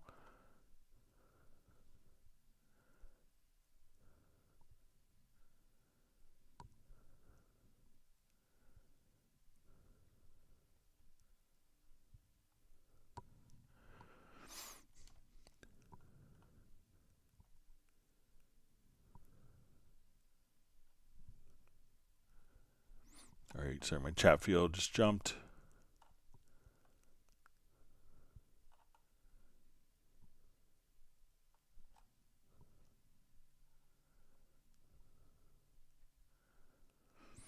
All right, so we have Jackshot Records asks, what could cause some of the selected events cannot be cross-faded? It could be that maybe some events are locked. So let's say if I had moved, let's say I locked this event in time. So we'll come over here, I'll lock the position of it. And let's say now if they're dragged over, so it doesn't even allow me, or if the parts maybe are too far apart. So let's just come over here. Let's say if these events are too far apart. Yeah, so, you know, usually the events have to kind of be right next to each other for like a crossfade to occur. Like that will do a very short crossfade of two events that are kind of right after each other. So make sure that the events are close enough to be crossfaded and see if that makes a difference for you.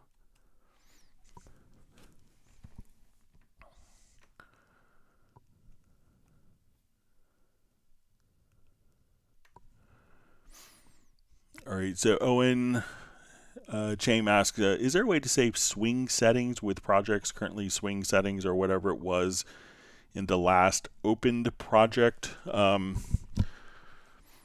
I've seen some people do, you know, generally if you do a swing, it's, you know, if you're doing it from the quantize panel, this will be global for the particular quantize, you know, for all other projects to use. If you go into like maybe a Midi quantizer plugin, these would be utilized for all. So let's say we go to our quantizer plugin. We have our swing value here set exactly like we want. That would be available in all programs.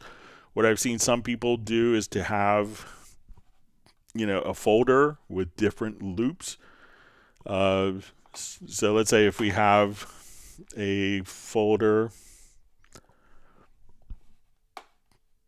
you know, so I like the swing of this particular element. I've seen some people actually save it into folder, knowing that they could just drag like a MIDI loop or an audio file. So let's come over here and say, let's make groove. And that they could always have the parts within a particular project and build the groove easily from there.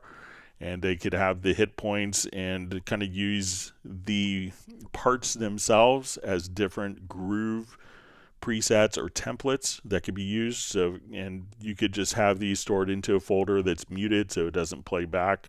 So this way you could have different feels that are always going to be called up within the project. But I think it makes sense that, you know, if you have a groove in one project, that it's available in other projects to access.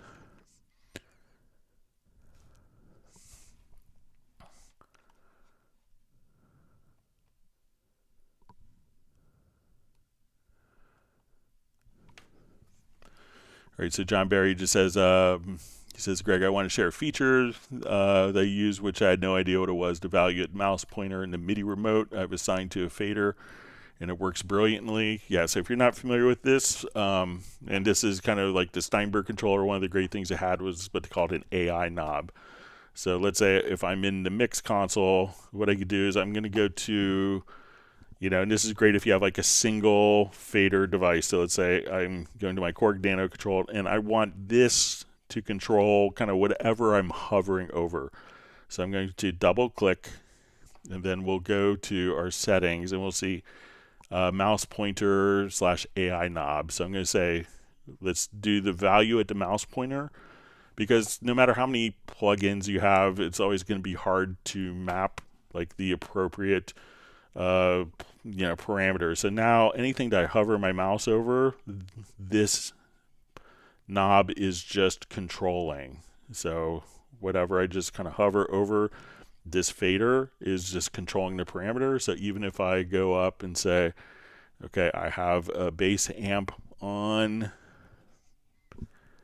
and when I go to my distortion, let's get to the VST bass amp, and I hover over the parameters, anything that I just come over and just hover over will automatically be controlled kind of just by just hovering, just like so. So that's a great function to have.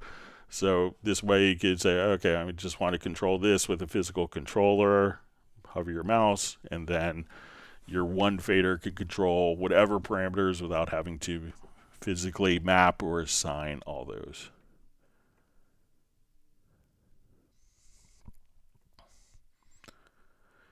Gerald Ely just says, thanks, Greg. I never noticed the export tempo track feature. So we'll give you that one free for showing up today, and because we like you a lot.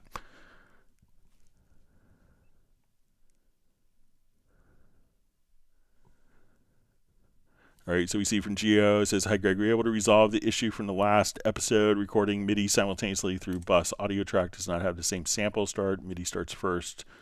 Recorded audio delay. So I was experimenting a little more with it. So I was doing some tests, and it seems like different plugins had different amounts of time off. So I'm still kind of working on it as well. So hopefully to have some time over the weekend to work on it. All right.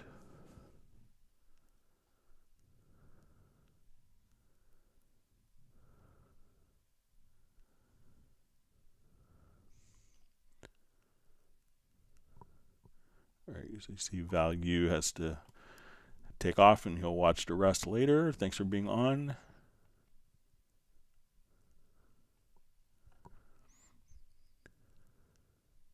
See Fabian saying, wow, you're 2 hours in, mind-blowing. And then Sable said 3 hours. We usually go for about 4 hours or until we run out of questions. So it's pretty typical. Fabian says, that is insane. So yeah, you could go through like over 300 hours of live streams that we've done. Or I think it's about 1,200 hours. We did 300 last year alone.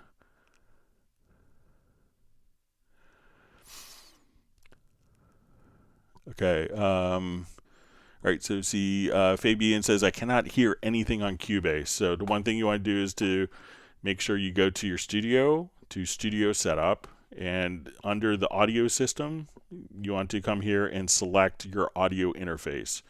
So just select your audio interface there. If you're not using like a standalone audio interface, it's good to, you know, obviously to get one, but you could use either on the Mac built-in audio or generic low latency audio on Windows. And if you have generic low latency audio on Windows, it may be sending out to either an HDMI port or headphones or speakers. You could go to the control panel, and this is slightly different on Mac OS as opposed to Windows, but here you could just come over and choose where the destination is being sent out of.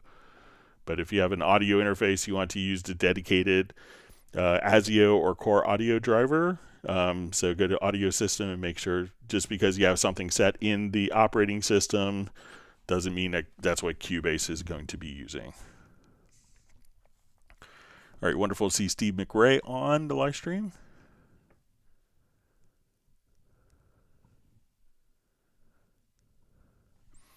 All right, so we have Project on saying hello to everyone.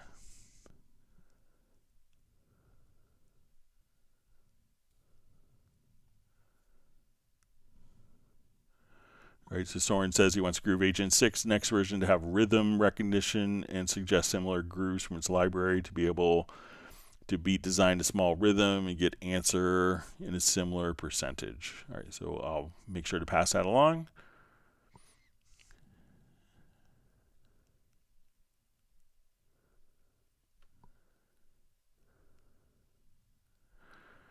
All right, so we see John Barry just says, just an idea. How about quick controls for the quantized panel or the control room, etc.? What do you think? So let's take a look at the quantized panel and see.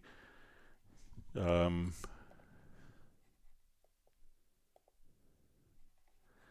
let's say if I wanted to adjust position by 100%, let's see if we could do that. So we'll come over. So we could do a lot in the control room already. There's some stuff that's missing, like we saw earlier with the inserts. But the MIDI remote is, every revision has been getting a lot of additional functions. So let's say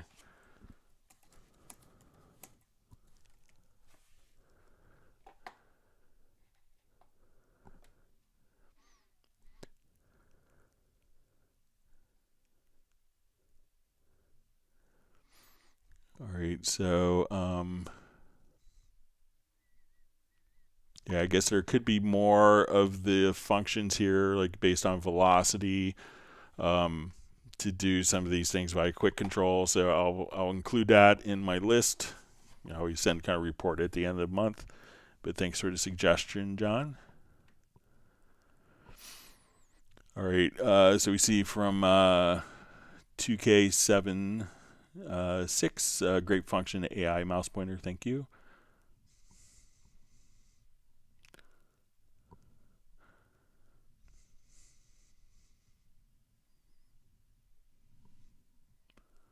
All right, so we see, hi Greg, there's one caveat with the mouse, value the mouse pointer in the channel edit settings, channel strip, and you open up the extra window editor for the tube comp, vintage comp, does not work there. So let's take a look.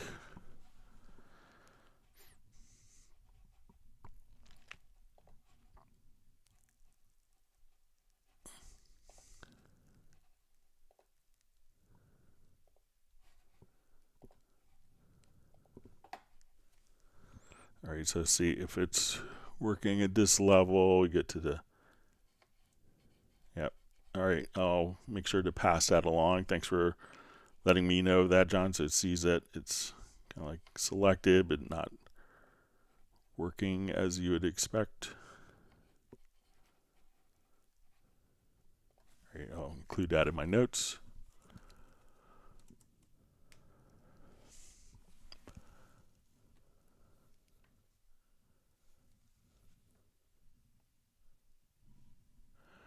All right, so we see, Greg, I have a problem with slur in Dorco elements. I press S with my Stream Deck for slur on, and I press S again for slur off, but it becomes two slurs, very strange. I need to use mouse. So for the slur off, you want to hit Shift S, and that will turn the slur off. So hit S to turn the slur on, and Shift S to turn the slur off. So maybe if you program that in your Stream Deck, that would kind of do the trick for you.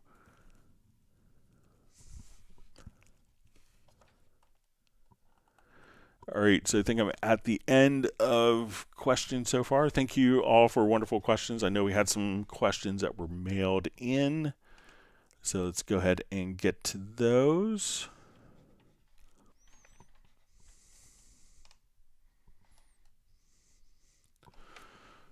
All right, so we had a question last week about an easier way of kind of working like in 5/4 to set a different rhythmic pulse for kind of maybe like I think the example was the Mission Impossible rhythm being in 5/4 with a dotted, 2 dotted eighths followed by a dotted quarter note. So I found a kind of a better way of doing this.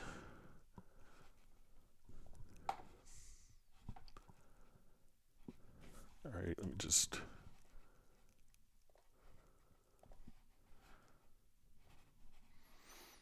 Okay, so let's say we have our signature track, and what I did is I changed it to 10/8, and that worked, but it wasn't maybe necessarily the best solution. So let's say we're in 5/4, and we want to kind of customize the rhythmic pulse of the click track. So we'll come here, turn. So where you can see that we're in 5/4. Now, if we wanted this to be like 2 plus 3, you know, we could change our click pattern.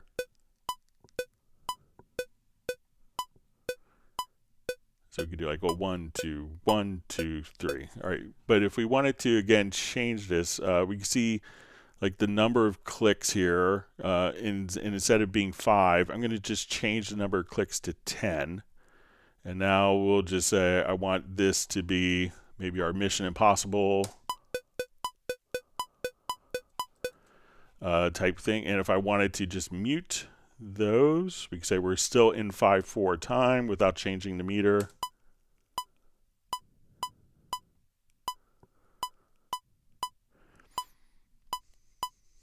So now we could just come over and have our different click divisions. So we can say we want our 2 dotted half notes followed by 2 quarter notes and be in 5/8, or if we wanted to be more creative.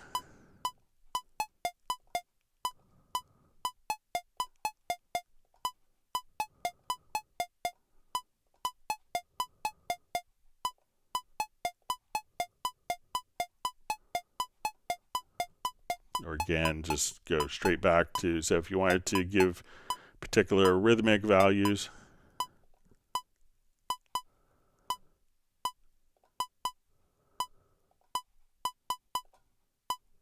so just come here.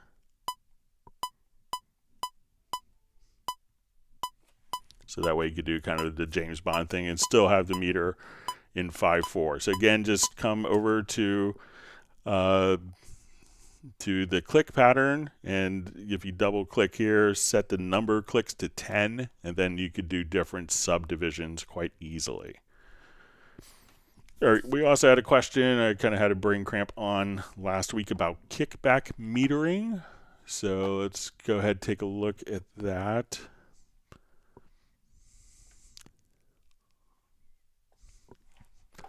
All right, so if we're using the built-in channel strip with kickback metering,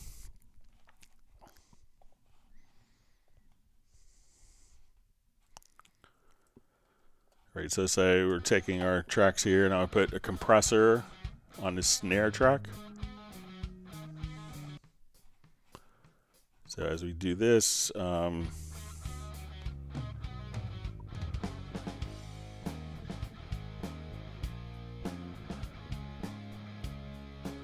so I'm going to put a compressor on, and we'll just put, let's say, our tube compressor on our snare.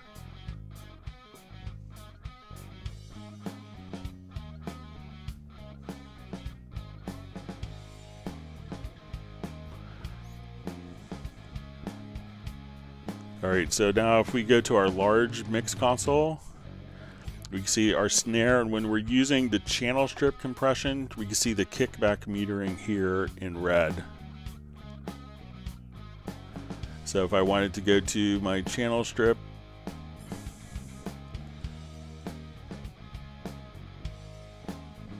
so we see it could be a little subtle, but you can see And on the channel strip right there, we can just see our kickback metering.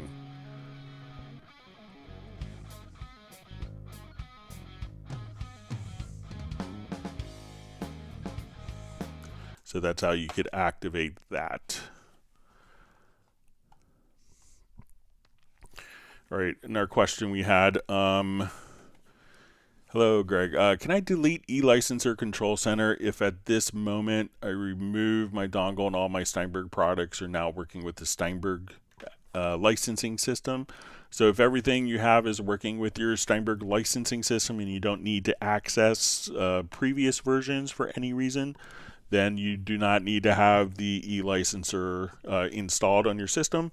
It's really just for compatibility with, perhaps not every application or every plugin, every content library or third-party plugins that utilized eLicenser have migrated over. But if everything you have is on Steinberg licensing, you don't need to have the eLicenser connected or the eLicenser software installed.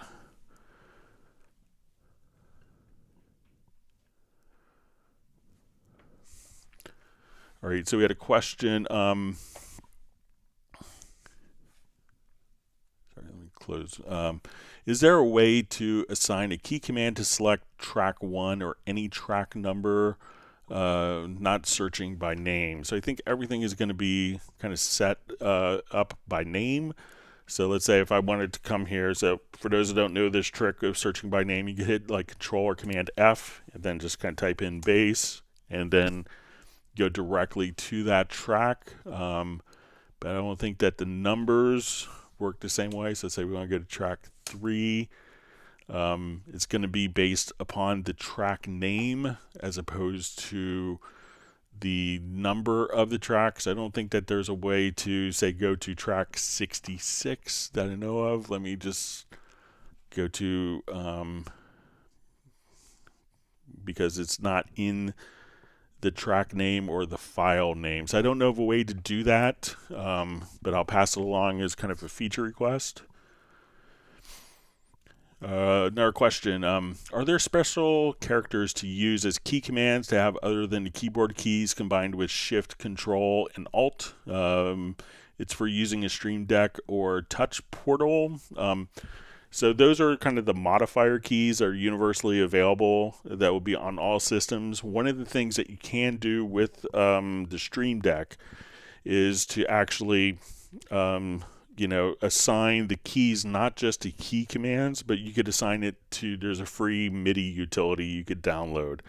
And that way you could set it up in a generic remote where every function from the Stream Deck could be triggering, MIDI note 1 on channel 1 of this port.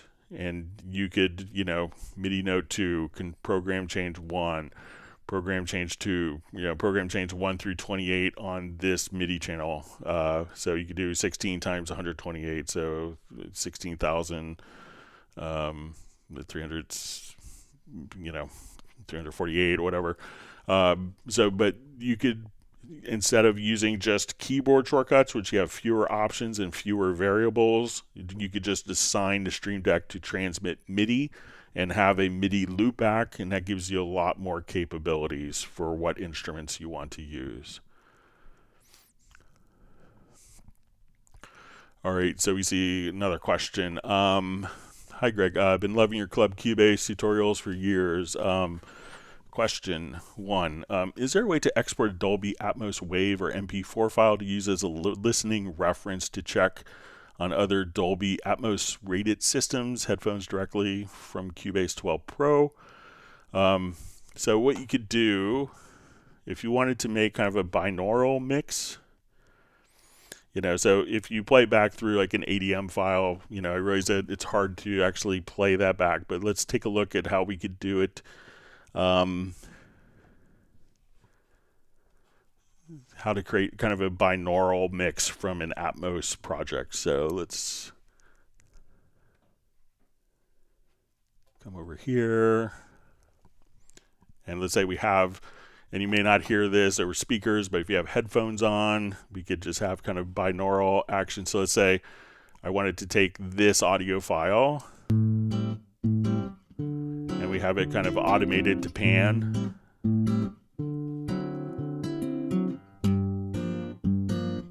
So it kind of goes behind your head. And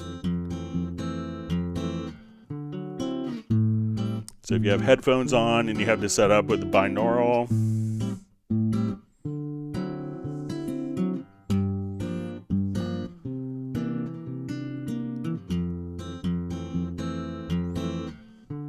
so that's kind of moving around if you want to change the height.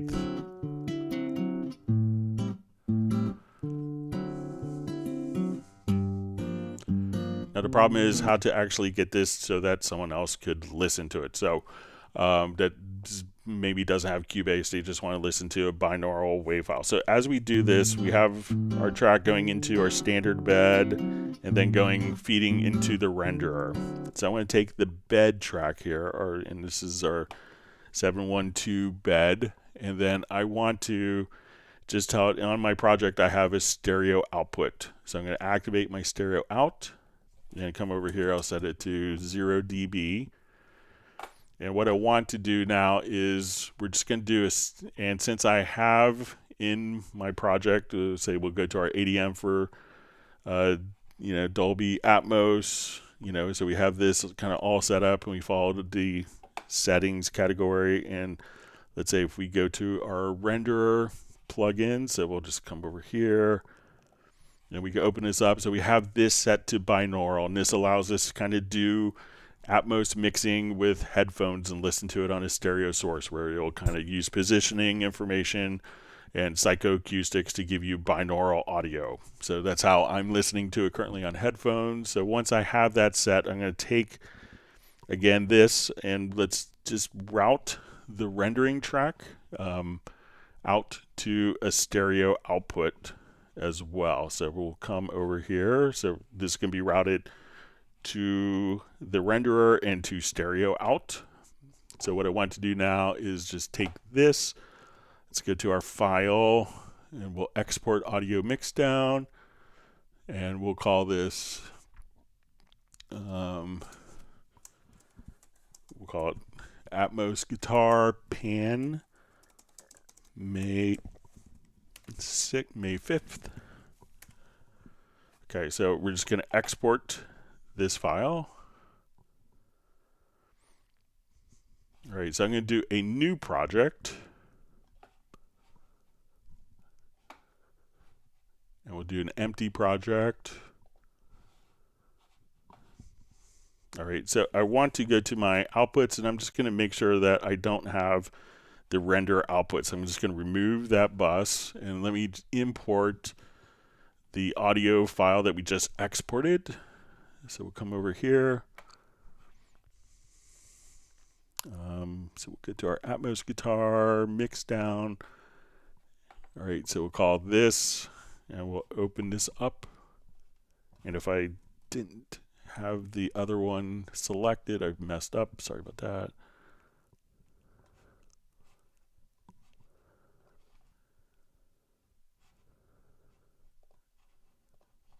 So I don't want that armed.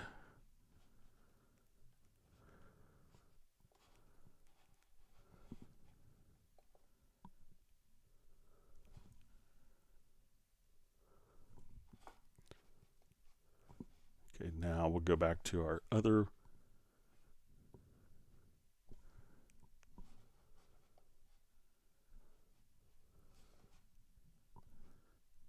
So again, I'll just do a new project here quickly.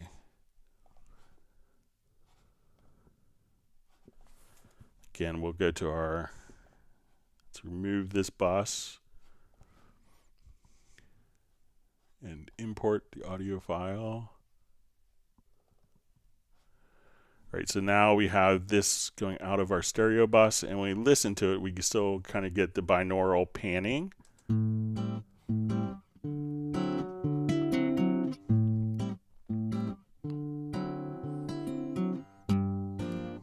So now it's kind of behind.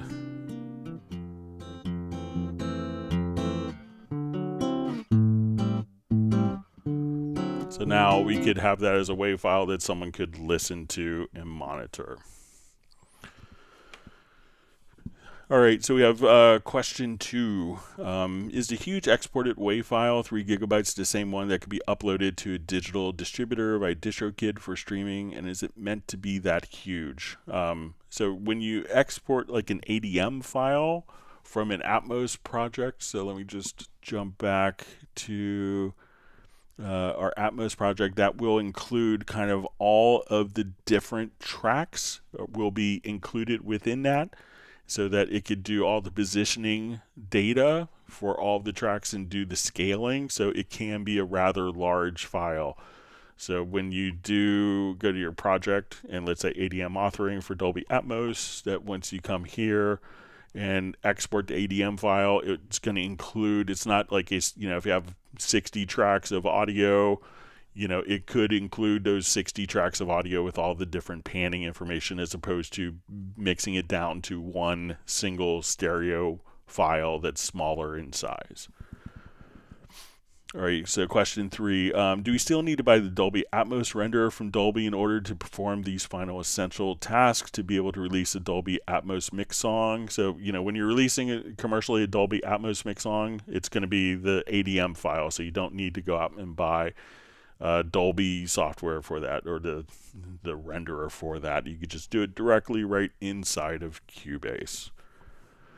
All right, let me jump back to, thanks for all the questions. And again, if you have questions you want to send in advance, you could send them to clubcubase@steinberg.de.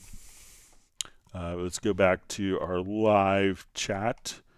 Thanks for all the wonderful questions.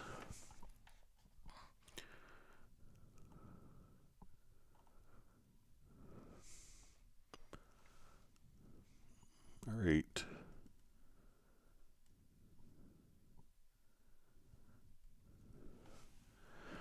All right, so we see kind of a follow-up from Fabian. I've tried every kind of ASIO drivers, but I still don't hear anything. So maybe, Fabian, if you could let us know which audio interface you're using, that would be helpful. And make sure that if you're doing something at 96K, that your audio interface can output 96K. If it's like a built-in audio interface, that may not be capable of doing particular sample rates. All right, so we have a question from Dalpsky. If I have 2 of the same samples loaded, I want to reverse one, both go. It must be simple. All right, so let's say I have this file, and I have the guitar playing, and I make a copy of it. So this is the same audio file. It's referencing the same audio file. So if I reverse one, and this could be contingent on a preference. So let's come over here to editing, to audio, and we will say on processing shared clips, create new versions. So what you want to do is just to choose that. And we can say, if you don't have this set up, because it is the same audio file, so reversing this one. So let's say I take this, let's go to my audio to process and reverse. So we can see that visually, that now this will reverse and that one won't, because this is now making a new file.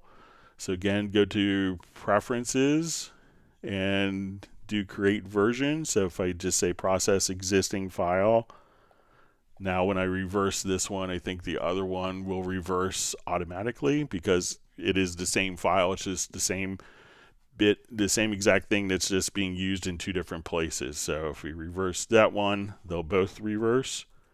So if we undo that, go to preferences, editing audio, and create new version. It'll by default ask you to open options dialog box, and a lot of people see that, and it's one of those boxes that says don't ask me this again. And then at that point, so once we do this, then it's going to create a new version instead of processing the same process across the same exact file. So reverse it, and now that one works independently.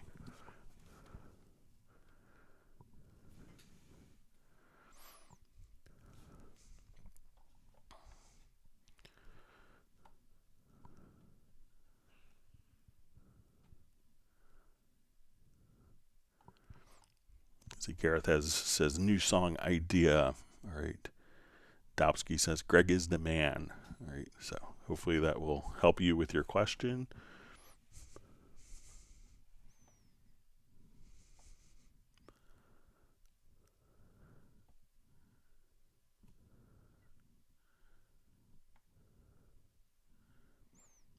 All right.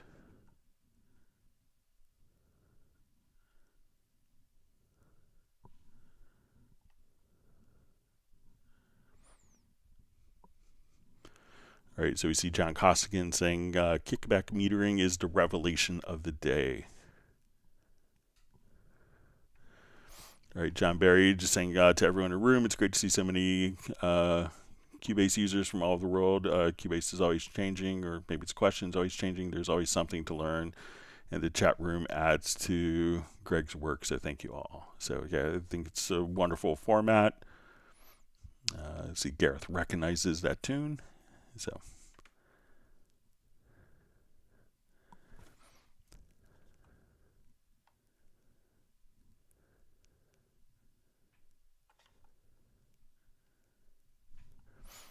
All right, John Barry asks, hi Greg, you mentioned earlier that there was an export mixer from Groove Agent. I didn't see how you did it. Sorry to ask you to repeat it, but if you got time this week, no worries. Yeah, we'll go ahead and show it. So let's say we have Groove Agent. And this works with like the acoustic agent kits. So let's say I want to come over here.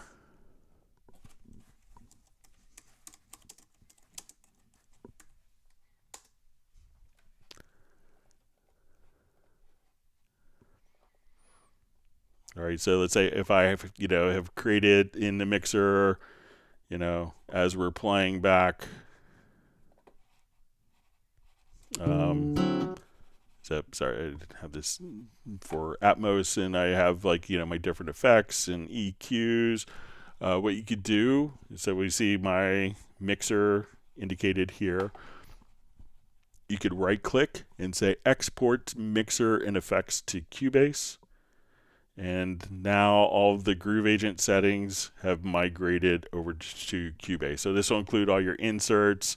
It doesn't include send effects, just a heads up on that. But all of your EQs, dynamics, inserts, those will all be migrated directly into the Cubase mixer so that you could take it further. And because we could add more elements in the Cubase mixer than are available we can't necessarily go back.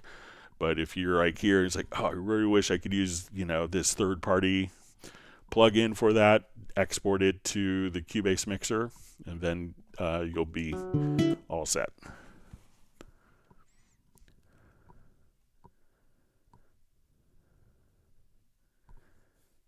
All right, Sable says I should break early for my wife. Yeah, she goes by Mrs. Clayton. She kept her name, so Nikki Clayton. All right. All right, so let's see. I think we're out of questions. We'll see if there's more questions that come. If not, we'll wrap up a little bit early. Thank you all for wonderful questions. I hope that everyone has learned some new tips and tricks. And again, we'll be back on Tuesday. So that'll be May 9th, and then next Friday. And if you have questions that you want to send in advance, you could send them to clubcubase@steinberg.de. I'll wait just a little bit, see if there's more questions. If not, we'll go ahead and wrap up.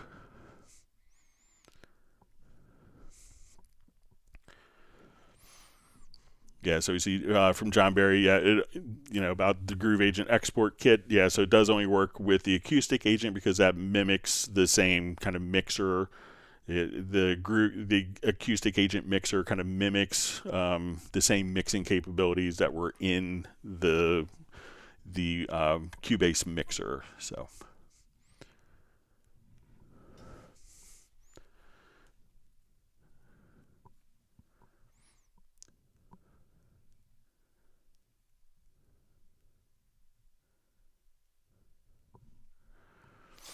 All right, so we see Soren just asked, when making drums in Groove Agent in an empty kit, I add 2 kick samples into C2 and it doesn't work great when I press the button, edit, select sample or pad. What can be causing it? Okay, so let me just go to, there's some samples here we could just drag in.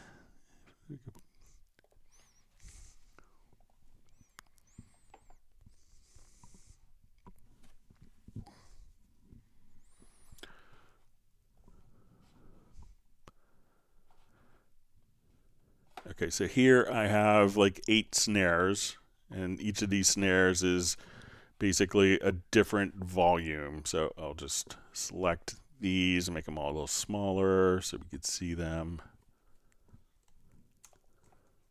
So hold down the Control Command key.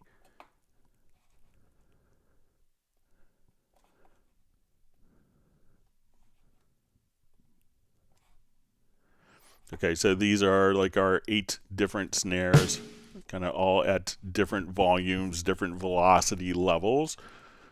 All right, so let's go to an empty Groove Agent.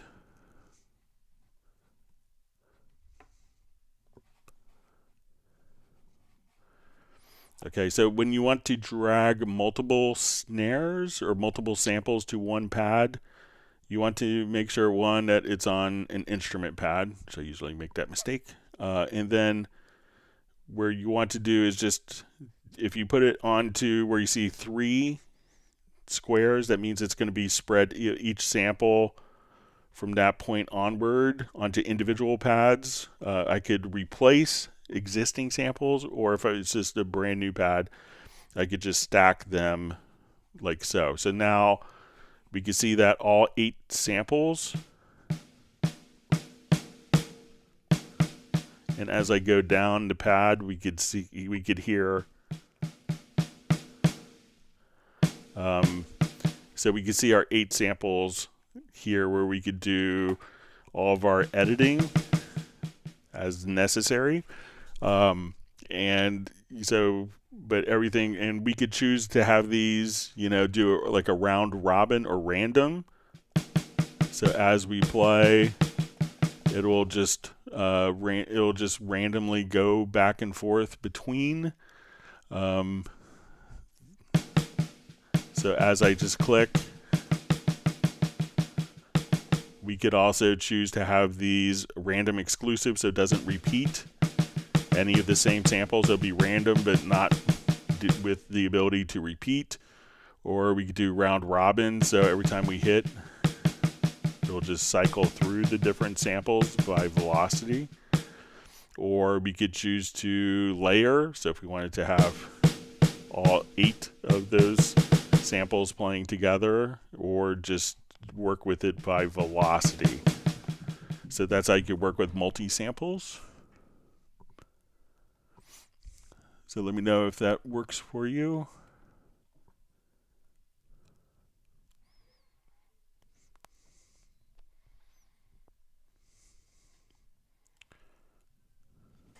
All right, we see John Costigan says he learned some great stuff today, so that's always wonderful to hear. All right, we'll see if there's any more questions. And if not, we'll wrap up about 15 minutes early. Get to start my weekend and go start getting dinner for my wife ready.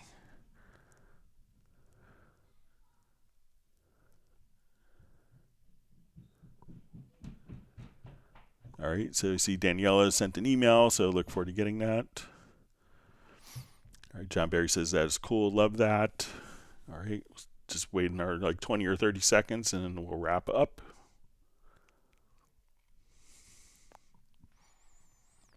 Pablo Vasquez says he likes that snare, so it's Sal Pelaez. He used to do like some part-time work with us in New York, so that was his drum samples.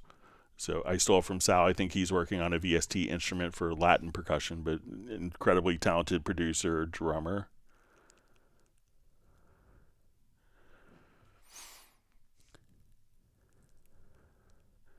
All right, Captain Energy Music says people don't forget to like the video. All right, so we see just a question from VQT Piano. how could I create a master VCA for mixing? All right, so if we have a project,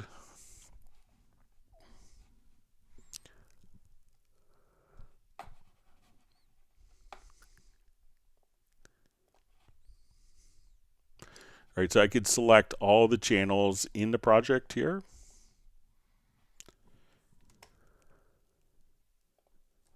And then I'm just going to right click, add VCA track to selected channels. So now as we're playing, I could just take my VCA for all the selected channels. And this would allow you to just kind of adjust the volume and still maintain, like if you had automation that was going on.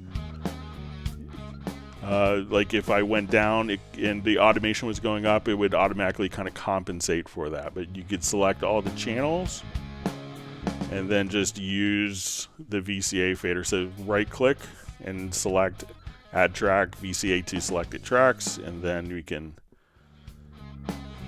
use that as a master fader without affecting or being able to affect and change the audio quality.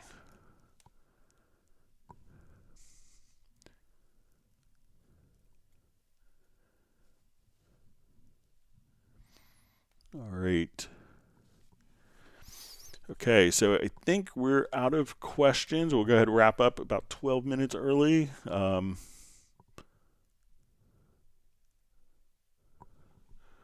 Okay, so Soren says, when I press the button to edit selected sample in Groove Agent, I get the error message to forget automation to fix problem.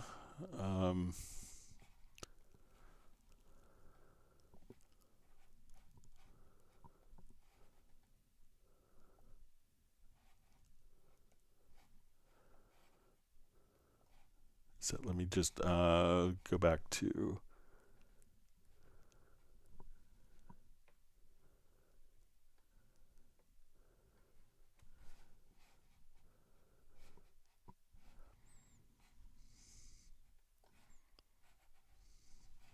Okay, so I'll activate this.